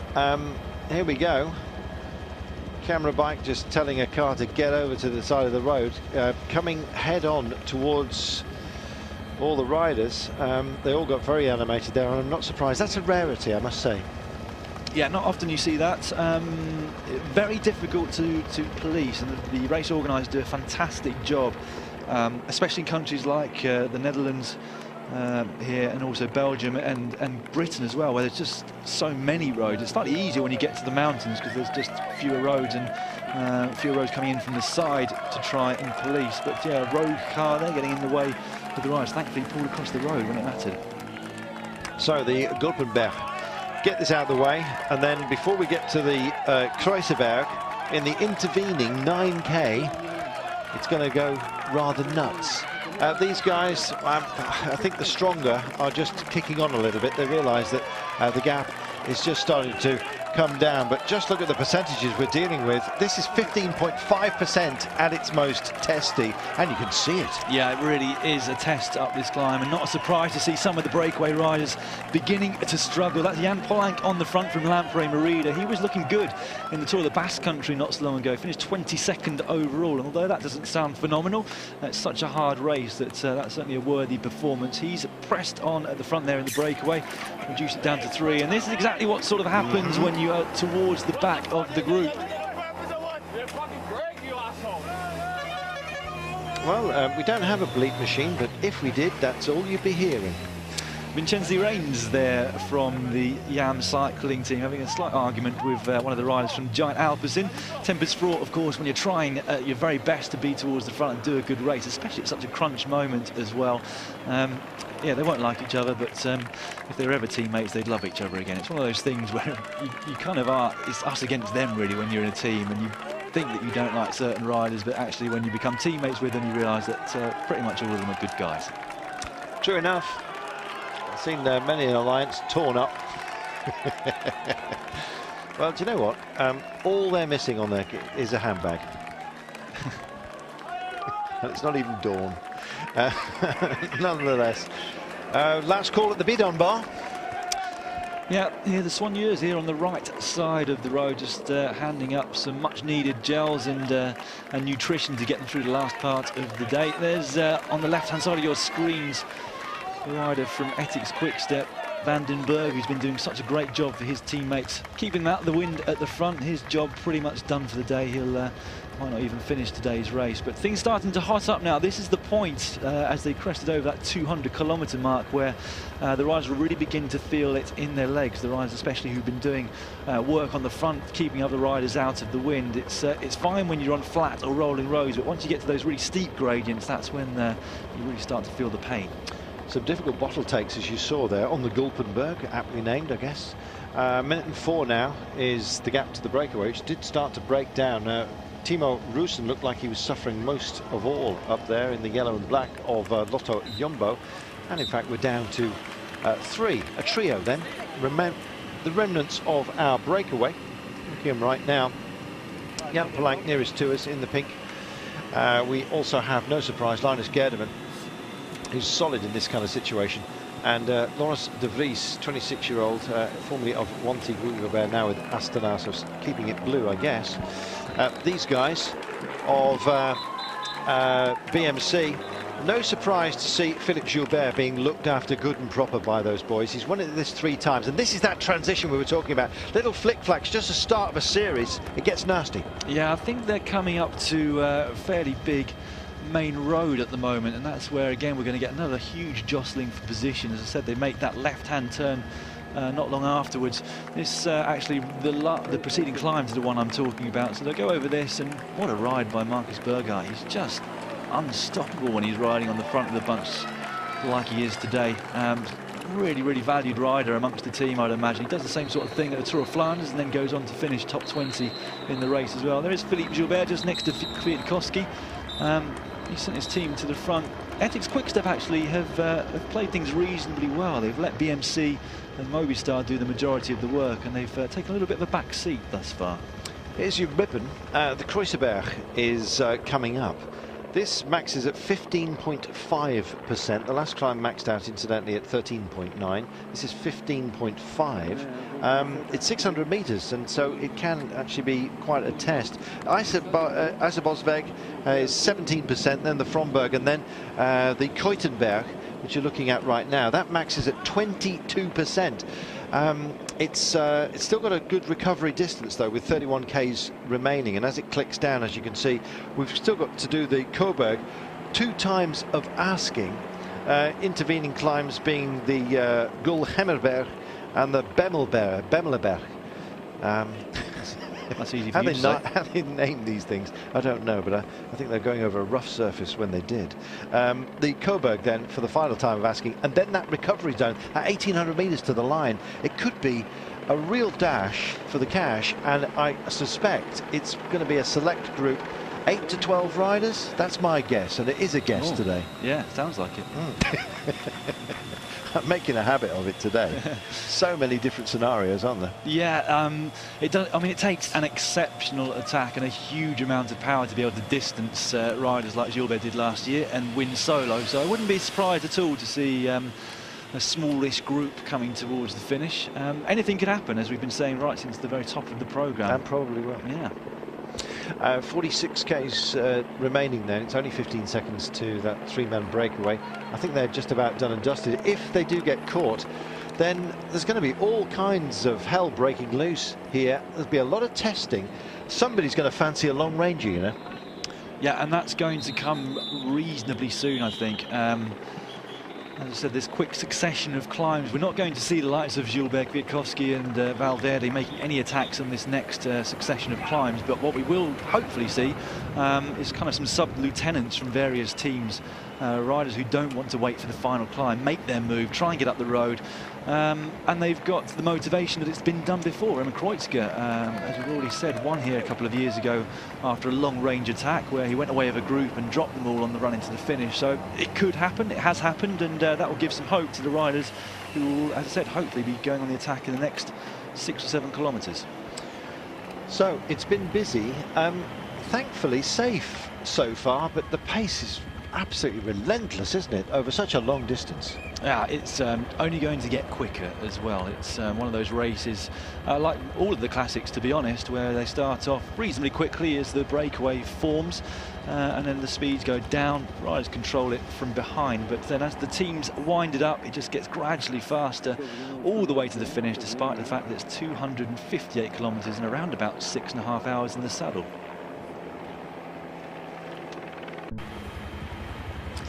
It's now. You've got to be ready. Unfortunately for Valverde, he got caught out. They are mobbing the road at the moment. We're at speed. We're waiting for this left-hand turn. There is indeed Valverde on the left-hand side of your screen. This is very, very nervous times. It's almost a lockout on the road as we speak. And Valverde's got to find a way through here because there's a big danger that some guys are going to go long. They're still on this highway. It bleeds into yet more, and then they'll suddenly take a big left-hander onto what is essentially a country road. But that's why the pace is so high at the moment. They're split on either side of the highway as we look at it. There's not a great deal of room out there. Hopeful motorcycle is going through. That's Alejandro Valverde just trying to get his way back in. I believe he had a puncture, certainly had some kind of issue. Teammates dropped back for him, but the pace has gone up because we're about to make that nasty turn and everyone just mobbing the road. It looks like there's been a brief hiatus, I must say, on the approach to it. There's Johnny Hugeland, incidentally, not that far away from Valverde, racing these days for Team Rumpot Orangi Peloton.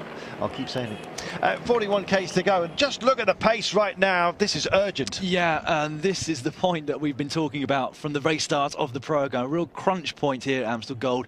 We're around about 40 k's to go. This very, very slight uphill point, which this trio are on right now, will soon be, the peloton will soon be coming up to it in 40 seconds time. And this is where the teams try to make sure that they've got their leaders up towards the front. It's the first point at which we've seen the giant Alpecin train on the right-hand side of our screens, the left-hand side of the road just a few moments ago. They're trying to place Dumoulin into the right position coming into this left-hand turn. On the other side of the road was the Ethics Quick-Step team. Now, they had disaster this time last year. Kwiatkowski actually taking down his teammate Tony Martin, who ended up in a hedge on this very road. We've also seen other crashes down here in the past. Cancellara, I think, came down with Frank Schleck back in 2011. So it is a difficult point to move up. Not a great time for Valverde to have that problem, and he's going to have to try and make his time up on these next climbs. There is that left-hand turn right now. There it is. You saw it approaching. There was a rather pensive-looking pennant man. This is that series of left, right, and then left. There's your pennant man holding his breath. So are we. They go round this little ellipse, and then there is this big, dirty, great big left-hand turn, and that's what they are screaming for right now, to be in a decent position. Tony Martin doing a fantastic job of protecting Kwiatkowski. The Giant Boys are going to get squashed on the wrong side of the road. Here's your big compression right now. Keep your sense about you, everybody. Don't try and shortcut, otherwise you're going to T-bone everybody else on the corner. Bit of silliness there, but they all got through. Thank heaven for that. It's not over. No, these well, the guys at the front are going to push the pace as much as they possibly can now, because when you do make it to the front at such a crucial point and a turn like we've got now, that you know that the guys behind are going to really suffer to try and make it back on, or at least make any time back up on you. So Ethics Quick-Step judged that absolutely perfectly. Tony Martin leading Kwiatkowski into the corner. Philippe Gilbert was actually led in by his teammate Greg Van Avermaet. So they're both up there towards the front, and it'll be interesting to see if any of the big names have missed out. We saw Valverde was towards the back. I wonder which Katusha rider that was. Was that Rodriguez? I think it was. Just tried to take that shortcut around that corner, and it was Caruso, I believe. But my goodness, think about doing that again at your peril. That could have been an awful lot worse. There we are. Time to the regroup. 3 minutes 39. I presume they're guessing at when this trio are going to be caught by the peloton. I think so. That was a sort of a long shot by a bloke. Should we time it? See how close they've got. Hey, I tell you what, if they've got some kind of computer program with that, I want it. But I think it might well have been a bit of a licking of the end of a pencil and guessing. Licking the finger, hold it in the wind. Yeah, the blossom's still on the trees, as you can see. We're on the Kreuzberg as well. This is a nasty test, and thankfully they've got through the first, I guess, of those horrible pinch points that we were talking about. 15.5%, and it's starting to bite, especially those who found themselves out of position. And we're looking at Rui Costa struggling. Yeah, he's one of the guys who we were waiting to see, a team leader who's not perfectly placed at this point. We did see Orica Green edge towards the front of the race, and that was actually the Swiss rider Albacini. Haven't seen Matthews just for a little while, but he's certain to be up there, I would imagine, in the top 50 or so. There's Valverde. He did a sterling job to get towards the front for that left-hand turn, so he's safe and sound. Number 81 on his back on the front left of the peloton just there. Gilbert with the number 1 on his back. The Australian David Tanner over there on the right-hand side of the screens a few moments ago from the overhead shot. He was looking really good, actually, in the Brabant Appeal on Wednesday, which was won by Ben Hermans, who he had been with. To be fair to David, he had actually been out the front longer than Hermans, who joined him later on. He couldn't quite hold on towards the end, but on good form, and has said, though, that he's going to be working for other people today. Kwiatkowski with the burden of the rainbow jersey. It has been a burden of late, but just look at the wind. Yeah. Absolute crosswind as they crest this. This is going to be a factor as well. Tony Martin, big of lip and of very, very, very sterling assistance. Doing a terrific job for Michael Kwiatkowski. He's prepared to burn himself out, but likewise, he may well be given the get-go. Kwiatkowski's not at his finest, but he looks in good shape. Yeah, he's been well, he's been given an amazing ride by his teammates so far, the world champion, and that really will play an effect when it comes to the end of the race. If you manage to save that much energy, you've just got so much more left in the tank for when it really matters. But if, on the other hand, you're a rider who hasn't had great support from your teammates and you've had to make those moves up the bunch on your own in the wind, then that can really take a lot of energy away from you, as I said, for when it really matters. A little bit of shilly-shally as they go across the bridge there. I don't know where that came from. Rugby, I think. Probably the same place that most of your other comments come from. It's a dark zone. Black art. Here we go. These are yet more pinch points, and it's all very well having a padded bollard out there, but it can be nasty. As you can see, these guys giving the road a lot of respect and each other. Been some safe riding today, and I've liked that. Yeah, good to see nobody really falling off. Louis Vestre going into the woods a little bit earlier on. He's out of the race for Team Astana. But so far it's been a pretty safe race by all accounts, given the nature of it. How many twists and turns, yeah, and the traffic islands, etc. Yeah, amazing. This sequence, I feel, might well take a prisoner if they try and move up. But I think they're going to be calm. No, there's 3 men up the road, 16 seconds. Here we are then. It's very sinuous. They are giving the road and the hazards a lot of respect. I think possibly there are still a few lungers trying to go up the inside. That spells danger. If you've got a little bit of pace and some very powerful teammates, then why not use them right now? And that's what is happening as far as Ethics Quick-Step is concerned, and likewise BMC in the black and red. Michael Kwiatkowski using Tony Martin to his very, very best degree. Here we go then, the Isa Bosweg. This has been moved back just a little bit. It does appear, it used to appear much later, along with the Keutenberg. This maxes at 17%. This is not going to be pleasant. No, this is a really tough test, and one which a lot of riders wait for. This trio now only with 15 seconds of a lead over the peloton behind. No kind of satellite attacks so far from the sort of lieutenants to the leaders, which I'm slightly surprised about, although given the nature of the peloton down there, it's pretty difficult to attack if you're not in the first 10 riders, because the front guys are just blocking the road. They've got no need really, BMC, to chase and to line things out. They're perfectly happy with where their team leader is. They don't need to catch the breakaway right now, but that's riding side by side as they are doing is almost a deliberate ploy really, to make sure that people can't get out and can't make attacks.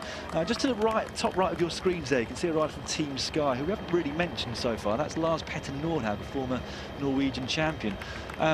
He's kind of an outsider for today. Normally he's great on this course, but he just hasn't really raced as much as you would expect at this point in the season. Not sure exactly the reasons for that, but given where he is in the bunch, he must be feeling reasonable at the moment. Masej Petersky also making his way up. 500 to 1 he started at the top of the day. Unfortunately, when I tried to get a little flutter on, the race had already started. And here we go, David Tanner, who we were just talking about a few moments ago, the Australian rider from IM Cycling, has made the first of the big moves. He's been followed by one of the Orica Green Edge riders. I think that might be Simon Clark just behind him. BMC sending somebody up the road as well. And here comes Tony Martin. So we've got a quartet of riders just making that initial move over the Isles of Bosveg. Well, Tony Martin's the danger man here. If he latches onto a breakaway, it's not Dan Martin who's also trying to make his way up, is he, at this point? He could form a great alliance with the likes of Tony Martin in a situation such as this. 37 kilometres to go, still a long, long way out. There's our breakaway, the last remnants of it, this trio just about to be caught. That is Polanc at the nose right now. This is busy stuff, and as the breakaway gets caught, there's a real danger that there could be some skirmishes. Cy Clark is up for this, the Aussie, for Orica Green Edge. He's now just getting on the back of the IAM rider who's just made that initial break, as you mentioned, Dan. Going to the fore, there's a lot of sorting out to be done, and Tony Martin is wise to this, but he's got the legs and certainly the descending capabilities as well as they come downhill here. He can take speed and bridge this gap, no problem. Wow, I'm surprised to see that the gap opened up to this duo of Aussies that we've now got at the very front of the race. They've swept up and dropped all of the remaining breakaway. Well, I say that, there's a couple still up there with them. But yeah, Tony Martin, who was pretty much within touching distance of those two guys as they came up the climb, just lost or just opened up a slight gap, and they could have done with his firepower, although I dare say he would be leaving something left really for Kwiatkowski later in the race. But so we've got now two very fresh riders up here towards the front in comparison to the previous breakaway riders. Then we've got these four guys behind. Haven't identified exactly who the BMC rider is. Number 2, that looks to be. So that's Caruso, is it? The Italian that's come across from the Cannondale team. We've also got a guy from Cannondale. Just look at this, there's not much space. The motorcycle horns are raging, as you can see, just to make sure that the crowds are aware that the riders are coming through. And it's dry today, so there's a lot of dust being kicked up by the motorcycle as well. And the man who's taking most heat is Simon Clark for Orica Green Edge. He's guiding through David Tanner of IM Cycling in the black with the red and white sash across. And there is Tony Martin. Well, Tony Martin's got a big, big engine, and he could be a danger if he manages to get up the road here, because he can take on some of these climbs, but most notably, the Coburg will have no fear for Tony Martin, and he's got the sort of engine that could pose a real threat to those with ambitions on the day. 12 seconds is what they've got, or is this gap between this little, we could call it the Aussie push, can't we? I think we can. And indeed the Chasers, which are Tony Martin's little groupette as the moment. And we look back to see where the pack are and how they're reassembling themselves on this mixed terrain. Yeah, you have to say that it's going to be coming down to Movistar to do the chasing behind these two escape groups, because they've got nobody up here. And with BMC and Ethics both having riders up the road, the responsibility is very much going to fall into the hands of the Spanish World Tour squad, although we can see Tinkoff Saxo here as well. They've got Kreuziger, to remind you, a previous winner in their ranks today, but they've also got the Danish champion, Michael Volgren, who is apparently the young rider who they will be supporting today. Well, here we are. This is interesting. We've got Tony Martin being joined by Vincenzo Nibali and Wilco Kelderman as well. That is proper marking, isn't it? Yeah, Kelderman was, as I said, another guy who was talked up by some coming into today's race. Not punchy enough to leave it to the Coburg, so he's also decided that he needs to go into one of these attacks, but they haven't got a huge gap. You can see there on your screen, 11 seconds between the second group and the peloton. 15 seconds, though, between this front four and the breakaway behind. But only 2 of those guys are going to be working, because the other 2 have come from the early break.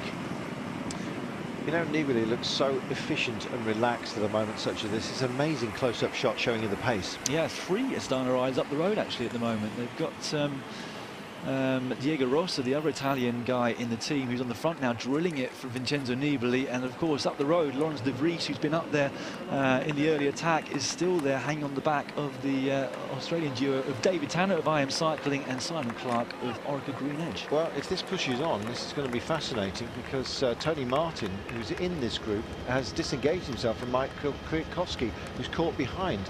It'll be Nibali that pushes on the pace. Looked very relaxed earlier on when he had a puncture, in case you weren't with us an hour or so ago. Had a puncture, his teammates came back for him, so clearly very motivated to support Vincenzo. He just waved him off, said, no, you're all right, I'm fresh as a daisy, off you pop. They went up the road, left him to it, and he got back on himself, just threading in and out of the cars, but looked very, very cool, calm and collected. And when Nibali's in that kind of mood, he's lethal, isn't he?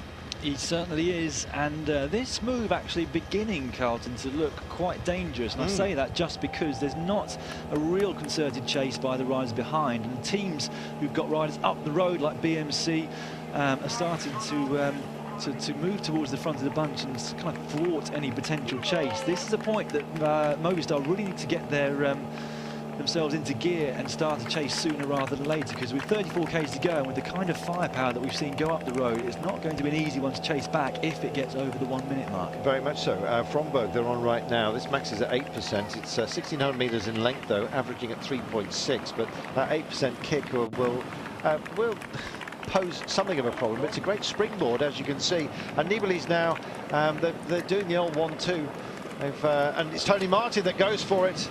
Ross has gone up, but Martin's trying to bridge over to him, and in so doing, Nibali says, "Oh, thank you very much," and just latches onto the back of him. So just taking a bit of protection. There is a little bit of wind up here, incidentally. The Keutenberg will be next, and that is proper, 22% maximum. So once they've dealt with this, which is relatively benign in terms of the climbs that we're dealing with today, the 30th climb of the 34, with 2 passages of the Keutenberg still to come. The Keutenberg is approaching. That'll be in about 3 or 4 kilometers time. In fact, less than that. This is the big pivot point of the day, and if this breakaway does start to make an impact, driven on, as you can see, by some real talent. And what options we got? Wilco Kelderman's in here for Lotto Jumbo in the yellow and black. We've got Nibali as well for Astana, and we've also, of course, got Tony Martin as well. It's a big engine room. Are they going to bridge over? It certainly looks that way. It'll be a proper fighting force. Let's take a quick break before we get to the Keutenberg, shall we? We'll see you in a few moments.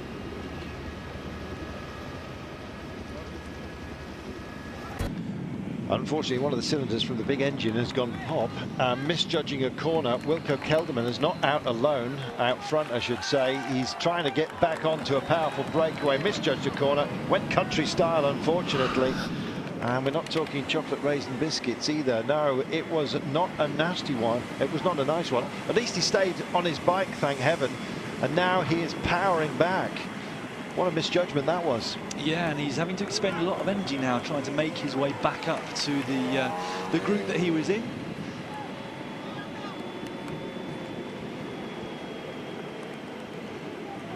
British viewers, if you're just joining us, Wilco Kelderman got it wrong on a corner. He's fighting to get back, tag back onto a very powerful push, as you can see, which is constantly reassembling itself in the chase down of this quartet, which is being led at the moment by Cy Clark, the Aussie for Orica Green Edge. This is Kelderman. He got it wrong in a corner. International viewers have just seen it and went country-wise, and now it's the kick-up. He's got to take this climb by himself, so no chance of sharing duties here. He's got to do it himself. That's not kind. No, this is the very, very steep section on today's race. It used to come much later on in the race with around about 15 k's to go. Not quite so decisive now, but you can see just how steep this climb is at the bottom. 22% is the gradient that they're on right now, and so it's no surprise to see De Vries there in the turquoise starting to suffer after being in the breakaway all day. And here's your grind, and we're talking 22% at its worst. And you look at the crowd here as well, and you look at the attitude that they're standing against the road, and here comes the powerhouses, and it looks like Nibali's out of the saddle.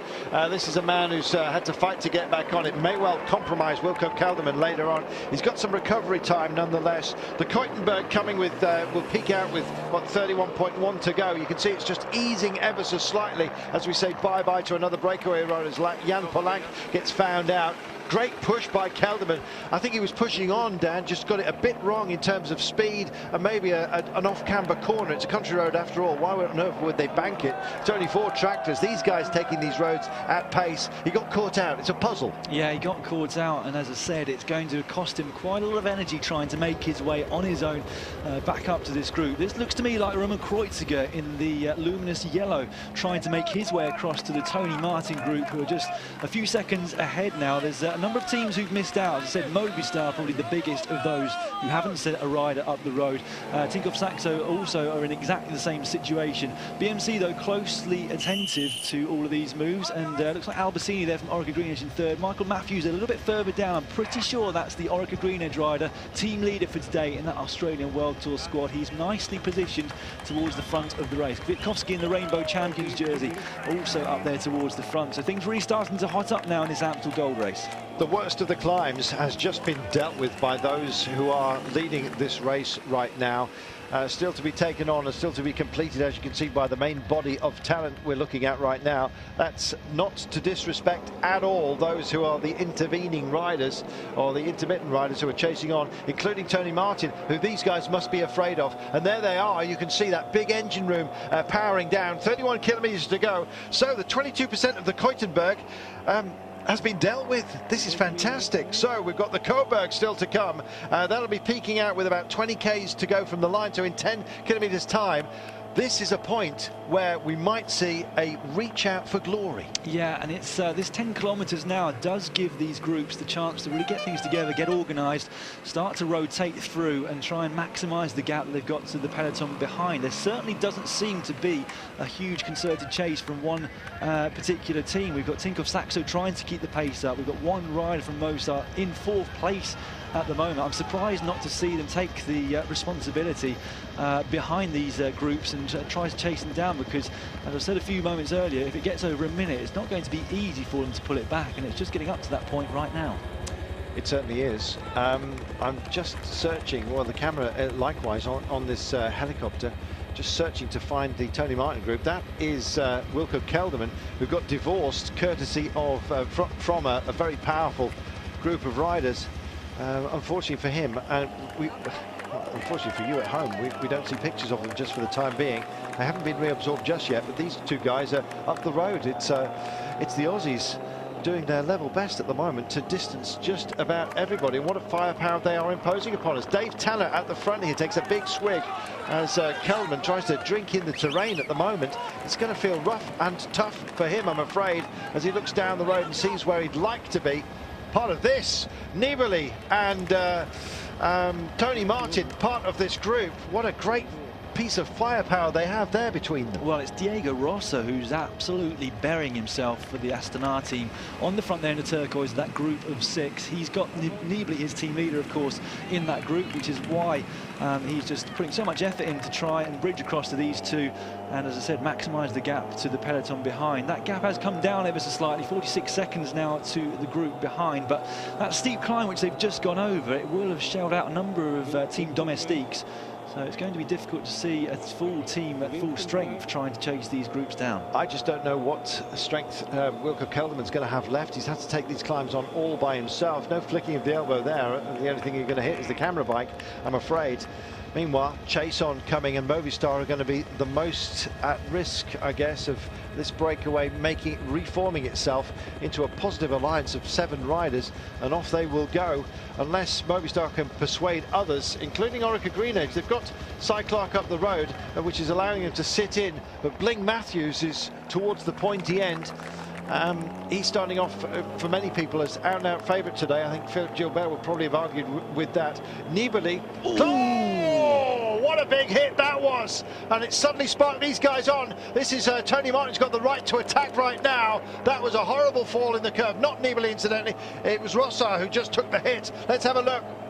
You can get it wrong. It shows you the pace that's coming in. 2 tangled along the way there.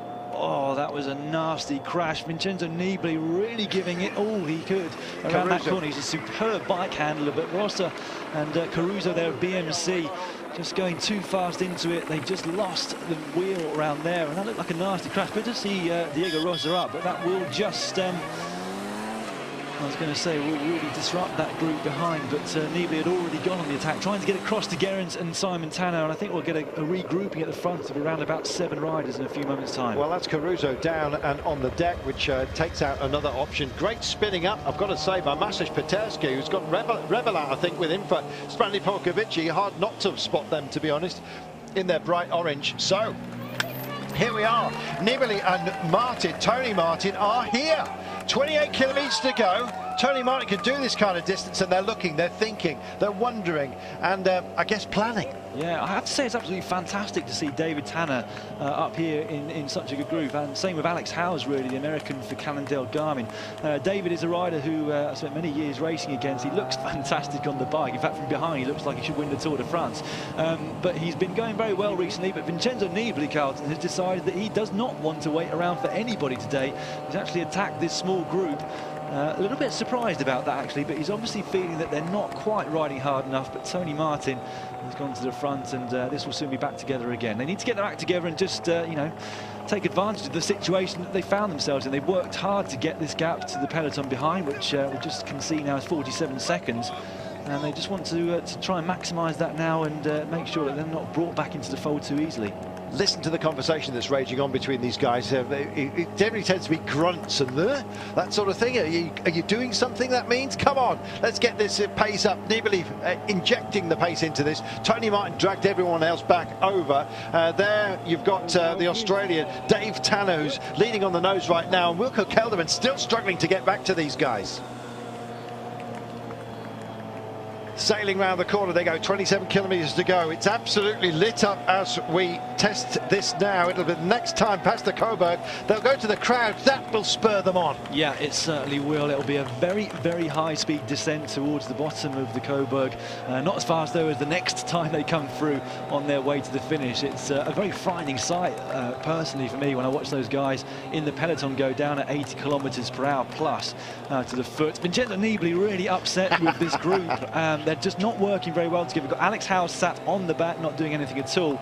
But if those four guys, the rest of the breakaway there, did start to work well, they'd be very, very strong indeed. But it just needs full commitment from all of them. Oh, look at this. They're getting angry, Movistar. They want to tee this up for Valverde. He's not in a happy place at the moment because they're being lent on by absolutely everybody. He wants it. He's on great form at the moment. It's 47 seconds is the gap, but with 26 kilometres to go, there's some real talent up the road. Nibali's trying to inject a bit of purpose and pace into the breakaway. He doesn't want anyone like Alex Howes to just say, no, it's not me, I'm working for my teammates. No, he's saying, you're going to have to do it for yourself. It's a chance for glory, and if you want to be part of that, then you're going to have to form an alliance. It's 43 seconds, the gap. Yeah, one thing which will have resulted from the fact that Rosa of Astana and Caruso of Team BMC crashing on that corner, they've both been brought back into the fold, but what that will mean now is that, of course, BMC will join Movistar in the chase at the front. They've no longer got anybody representing them in this group.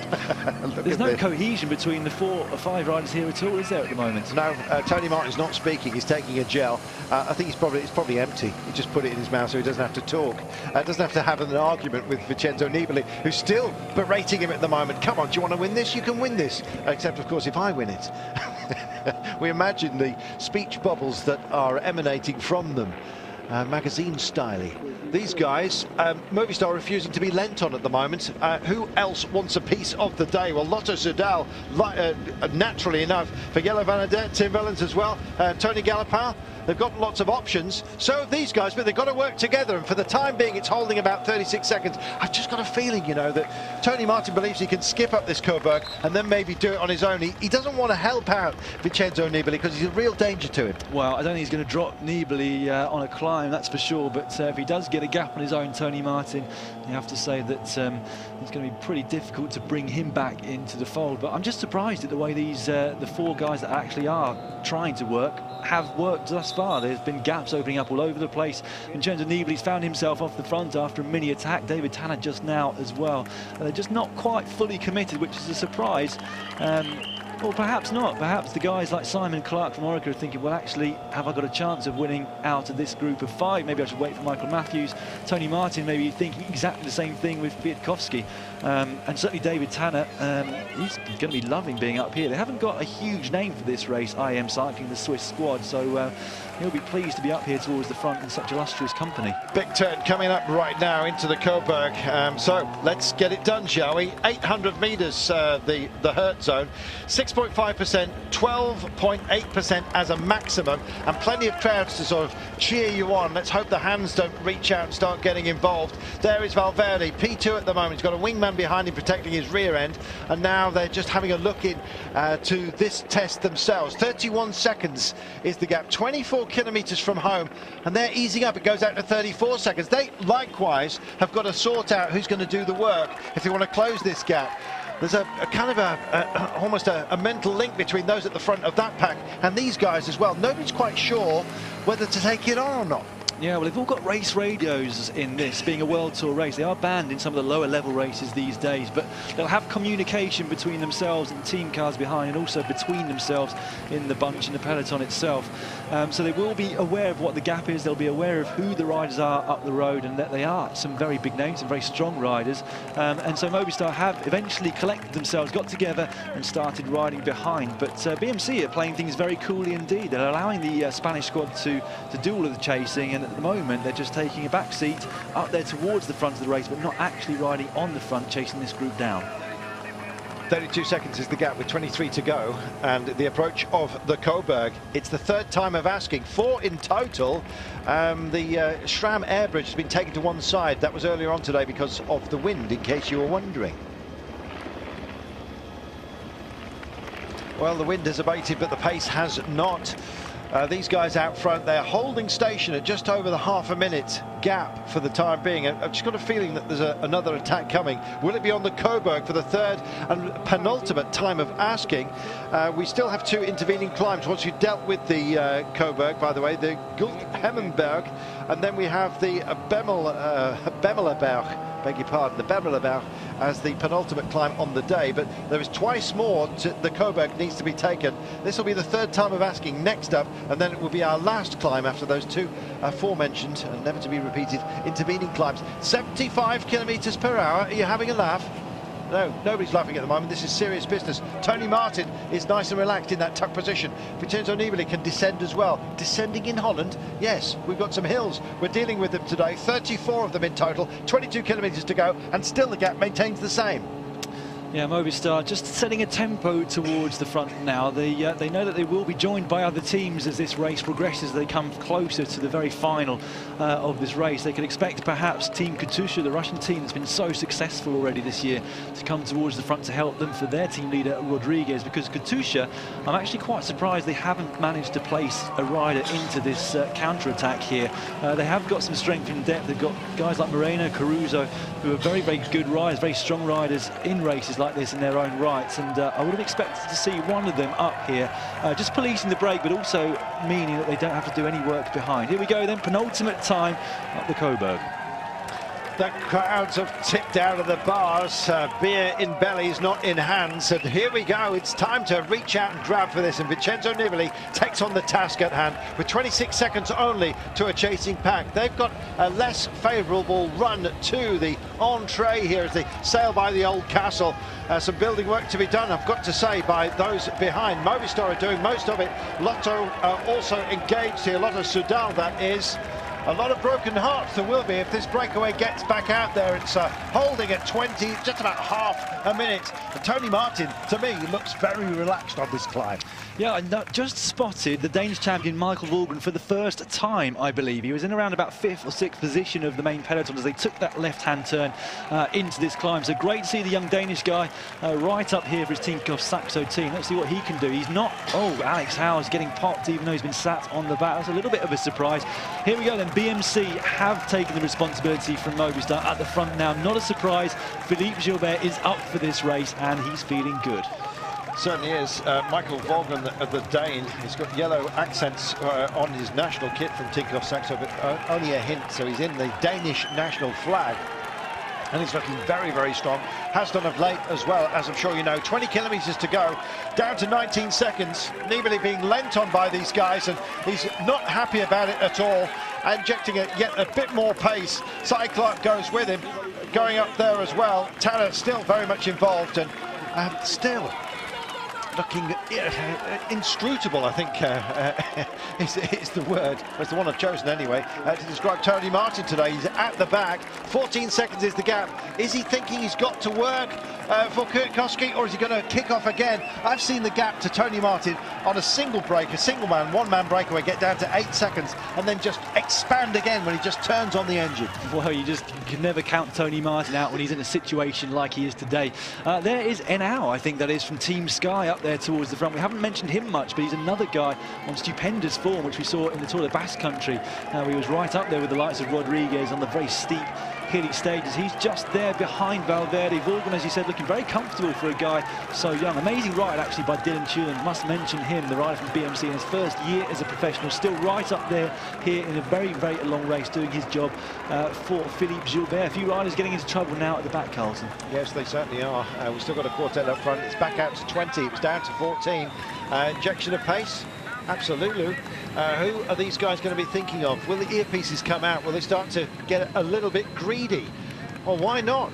For goodness sake, these are all pros, and you know what, if your teammate gives you the get-go, then why not? Again, Tony Martin just takes a gel. Yet again, I just wonder whether it's to avoid any kind of conversation with Nibali, who's berating these guys. I think Nibali's given up in that regard anyway. With 18 to go, he still believes perhaps that he can go off, but it's a long range, and it would have to be for the likes of Nibali and Tony Martin. No disrespect to Cy Clark or indeed Tanner, who's still part of this move. And it's still a move with 20 seconds to go. They're on the Flateur section right now. They're going out to take on two other climbs, the Good Hemmelberg and then the Bemelerberg. And then they're back to the Coburg for the last time of asking. And then there's this recovery zone as we head towards what would be the finish line. That's 800 metres for these guys in the pack. And they look reasonably relaxed about the whole thing. There is Michael Matthews taking a big tug. With his teammates here. Last little drinks for him, and there's Kwiatkowski looking a bit pensive, I've got to say, the world champion. And why not? He's got Tony Martin up the road. He's wondering what Tony Martin, I suspect, whether he will be called back, and if he does, will that be too much of a sacrifice for Martin? Can he deliver if he does? It's all very well calling your teammate back, but you better deliver if you do so. They go through the finish line, 40 seconds, the clock counts back. It's 12 is our mustard gap at the moment, and they're spread across the line, and it's Matthews almost dead centre, as you can see, of the road right now with the double white lines. Philippe Gilbert looking comfortable as well. A lot of firepower back here. Yeah, Bauke Mollema and his teammate Feline from Trek Factory Racing are also up there towards the front of this group. There are a lot of big names still in here. I've seen Gasparotto looking incredibly calm at the front. Barely had his mouth open breathing when I saw him protected by one of his teammates. Team BMC still on the front, trying to chase this group down.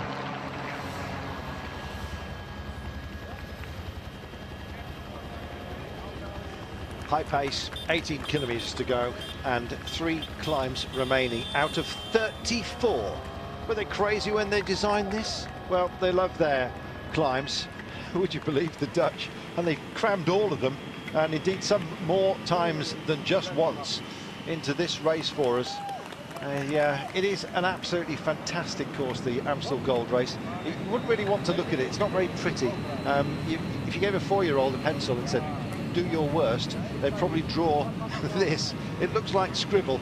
Well, right now these guys may well have just figured out the route home, like Hansel and Gretel, working your way through this little dingly dell they come through right now. But it's serious business. It's not going to be a fairy tale for somebody, I can tell you. And maybe this quartet are going to have their hearts broken. 13 seconds only. Nibali tried to spur them on to go long. Tony Martin didn't feel fully engaged. I still wonder whether he's going to kick off. We've just got to wait and see, for goodness sake. 70 kilometres to go. There's a massive routing out further back. We've lost quite a lot of riders today. It's such a long distance, 258 kilometres. And look at the pace that's being imposed now. And it's BMC, of course, on behalf of Philippe Gilbert. Yeah, they've done well to keep so many of their riders here in the peloton such a long way into the race. You can see there's not just the duo on the front, or trio, and there's also a number of them sat further behind. So they've probably got the most firepower left of any team in this reasonably, well, fairly small group, much reduced anyway from the peloton that started out this morning. They're all still trying to chase down this quartet of riders. Let's remind you, Vincenzo Nibali there on the front in the Italian champions jersey. Simon Clark there for Orica Green Edge in second place. His compatriot at IM Cycling, David Tanner, there in third, who's been so strong recently, and then Tony Martin there in fourth. The gap has gone up very slightly, although it is jumping about a little bit, the timer on our screen. Tom Dumoulin is up there as well, I believe, from the Giant Alpecin team. We mentioned him a bit earlier in the programme. He's also a dark horse for today's race. Gosh, well, horses for courses, I think you might say. Seb Langeveld as well, also embed it, and why not? He was a long shot call for a number. He's had his troubles, but he's back and on decent form for Cannondale Garmin. 16 kilometres to go, 10 seconds only according to the transponders, and that looks like a spent force, I'm afraid. Yeah, they've certainly got them in sight now. When this group looks behind, as Nibali does now, they'll realise that they're about to be caught, and so he goes again. Nibali kicks, he goes to the barriers. Tony Martin, is he tempted? Cy Clark is. He'll latch onto Nibali, knowing that he wants it, but how much of an ally will he be? Tony Martin gets out of the saddle and just gives a little bit of pace and just stays out there on behalf of Michael Kwiatkowski. Any pace that you impose, Tony Martin can possibly match, especially on an incline such as this, and they kick off again. I said Tony Martin wants to get in the sight of him, and even almost within touching distance. I've seen before just a 6-second gap suddenly re-expand to about 30-40 seconds if he's minded to do so, but is he? That's the point. What are the team orders today? We can only guess and surmise, but 15 kilometres to go. They'll head up this Gumhemmelberg. They'll be there in about 1 kilometre's time. Still now, Nibali says, come on, do you want it? Are you gonna? Tony Martin shakes his head. Well, I think that's your answer there and then. Yeah, I don't think that he believes in the explosiveness in himself for the final climb at the Cauberg in comparison to these two. Nibali just not happy, hasn't been happy since he got into this breakaway with the way that the other riders have been riding. I have to say, though, Simon Clark has been looking absolutely phenomenal. It seems as though he is going to be the person that lasts the longest out of this group that we saw go up the road 20 kilometres or so ago over that series of climbs. He responded very quickly to Vincenzo Nibali, and despite all the accelerations, went straight past him and drilled it up that last climb. And for Orica and for Simon Clark, a lot of this is about just staying in front as long as possible so that they don't have any of the responsibility of chasing behind. But who knows? Stranger things have happened than a solo win like this. We saw it with Kreuziger, but given the way that BMC and Movistar are racing behind, it certainly looks to me like this is going to come once again to a sprint up the Coburg to the finish. Looks that way. There is a recovery zone after the Coburg, don't forget. Last time I'm asking, finally Tony Martin does offer Vincenzo Nibali a little bit of assistance, but the pack is closing and BMC are in there. Tony Martin will be lent on by Kwiatkowski if he hasn't spent too much energy out there. And that's essentially what he was preserving. You can see Kwiatkowski taking a last gel as well within the pack here. And there is Volgren, the Danish champion, just cruising into space. It looks, he's almost been unnoticed, hasn't he, in his red Danish flag. He takes a gel now, almost centre of the road. And Bling Matthews is also up here, and he's got an excuse not to have to push on. Yeah, because he's got this man up the road, his friend and teammate Simon Clark. Let's have a look back at his attack. It was just a moment where Nibali and Tony Martin were looking at each other. Martin shaking his head there, and Simon Clark took advantage of that, and he's gone away on his own. Starts the year well, sort of rides through the summer. Took the Herald Sun Tour last year, of course. Finished fourth in the same event, indeed, this time by.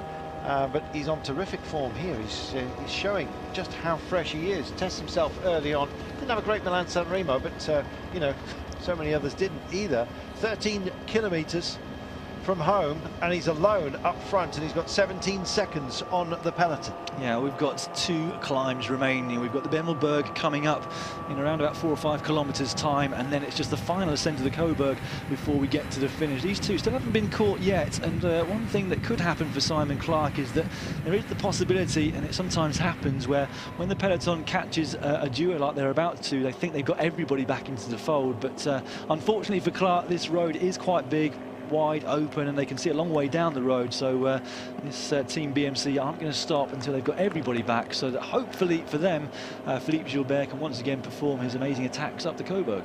Yeah, had it been for a lack of radios, if we were a little bit further down the pecking order in terms of race classification, then maybe they would make a mistake, but fully aware as they are, live television pictures as well to a number of DSs, and they'll have tabs on this man.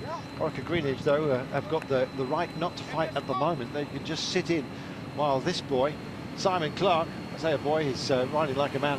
All 28 years of the Aussie, he's on full gas at the moment.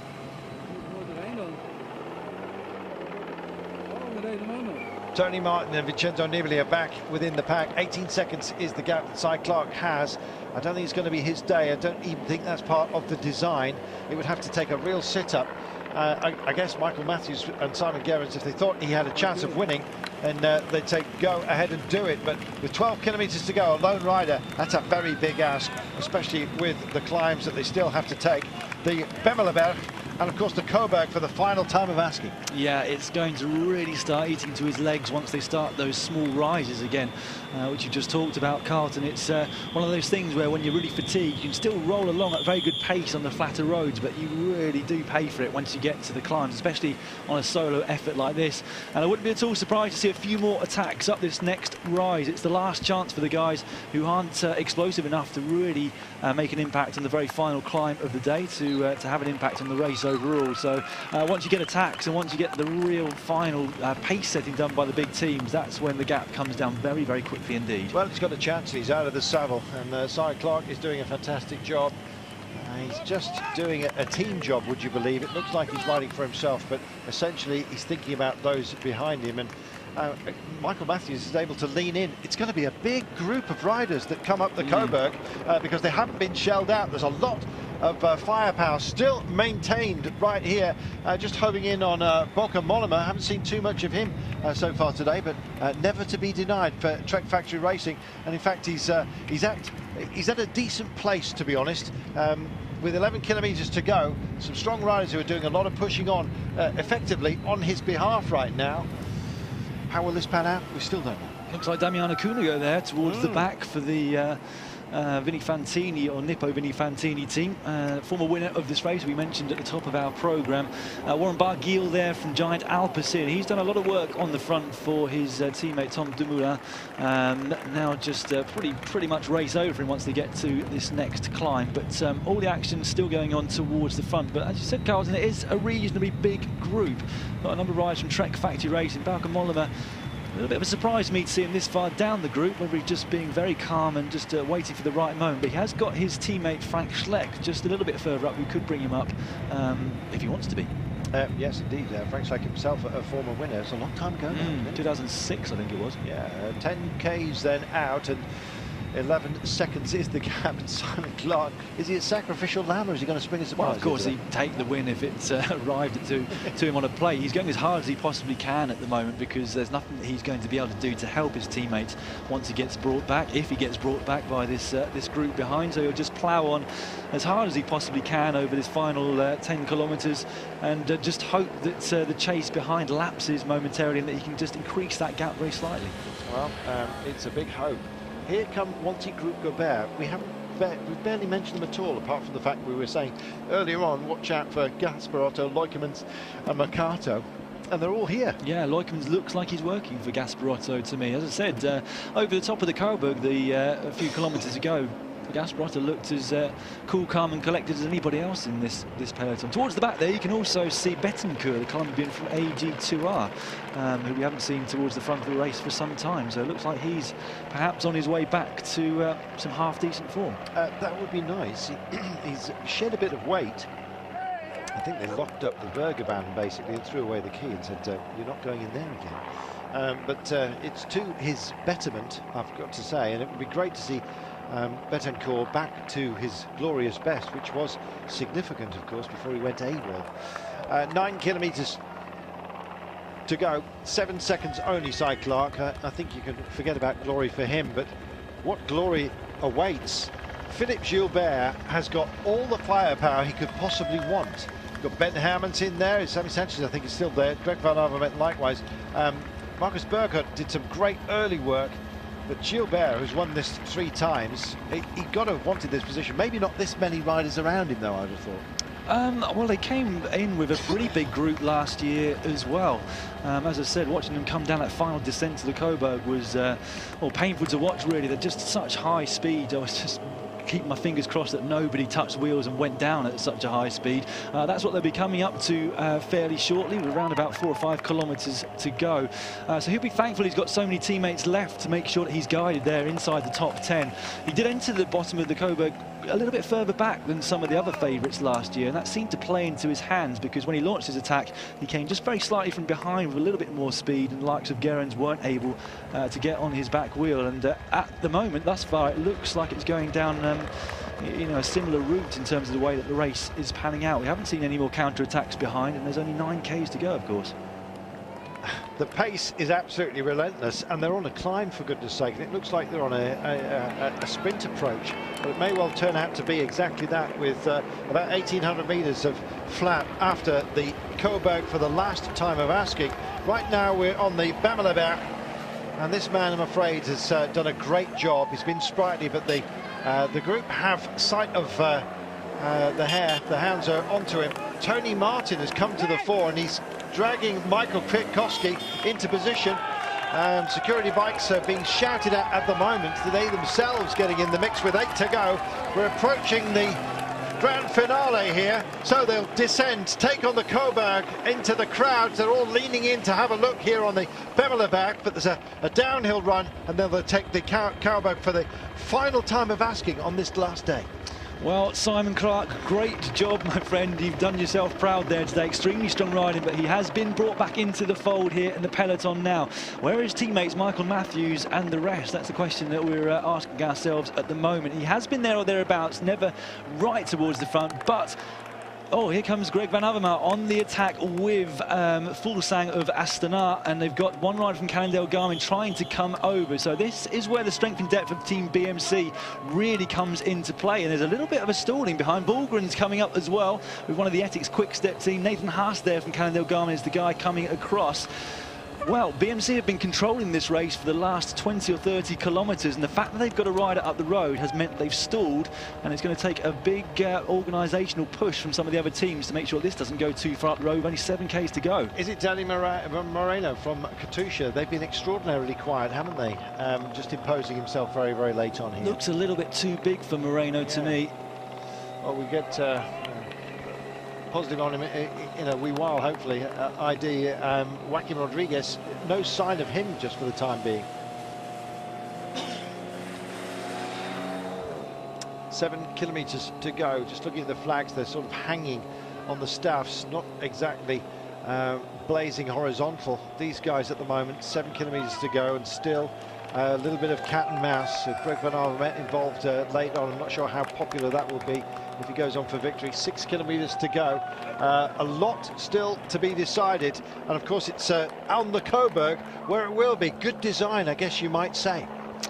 Well, it's Lamprey who seemed to be doing the work in the peloton behind. Did spot that Diego Ulissi is still in this group. He was hovering towards the back, but it's Rui Costa who I think they're looking for in today's race. They have brought back that group of 4 or so guys, or just about to, who's come away from the peloton. At the front, Greg Van Avermaet is refusing to work with Fuglsang. I don't think he believes in his chances if it comes down to a sprint up the Coburg and over the top, but I can see Fuglsang really getting frustrated that he's not getting any help at all from that BMC rider. Well, considering, because essentially it's for Philippe Gilbert, so he's not going to get any help at all. It's only 6 seconds with 6 kilometres to go, and look at the pace.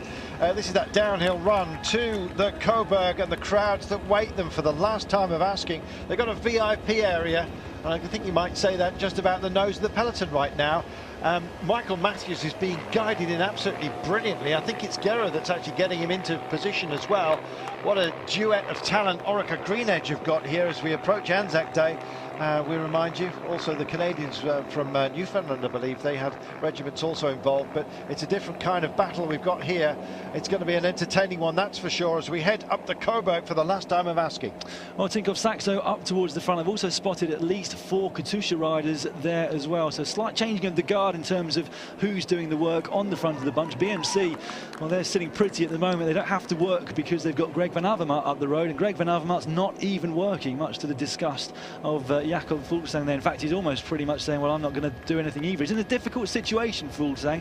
I mean, he could tow Greg Van Avermaet all the way to the foot of the Coburg and then hope to drop him up the climb, but it's a risk. Van Avermaet's a very strong rider, and I don't think Fuglsang's too confident of being able to do that, so he's now almost sitting up as well. A bit of a shame, really. It is a bit of a shame, I'm afraid, and here they are, they're digging into it. I'll tell you who's really refound himself is Wilco Kelderman after being in the break, finding himself now just getting towards the front of the pack. These guys, Tinkoff Saxo, doing a good job of churning it with 5 seconds only and 4 kilometres to go. This is the Coburg that's approaching for the 4th and final time of asking. And still we look into this group, and Philippe Gilbert's getting himself into a decent spot on the right hand side of the road, so left hand side as you look at it front up right now.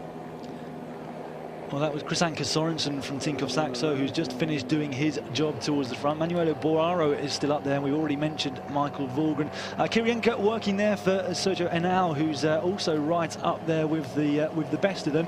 And we've also got Orica Greenedge a little bit further down. And I don't think anyone over there supporting Orica Greenedge in Australia needs to panic at the moment. We haven't seen too much of Michael Matthews, but I think he's been basically perfectly placed. They've got some incredible experience in that team, not least Simon Gerrans, but also Peter Wiening, who's hovering there or thereabouts. He did an amazing job leading Gerrans into the foot of the Coburg. He's local, he knows the roads, he knows when to time his effort to make sure that his team leaders are in the right place at the right time. Ben Hammonds it is just latching on to the back of Minar, I think, who's injecting a little bit of pace. There is Ben Hammonds, number 5. Selvaggi is the guy on the very tall rider from Wanty Group of Gobert, so they've got 2 PMC riders in front now, and I still think they're not going to work.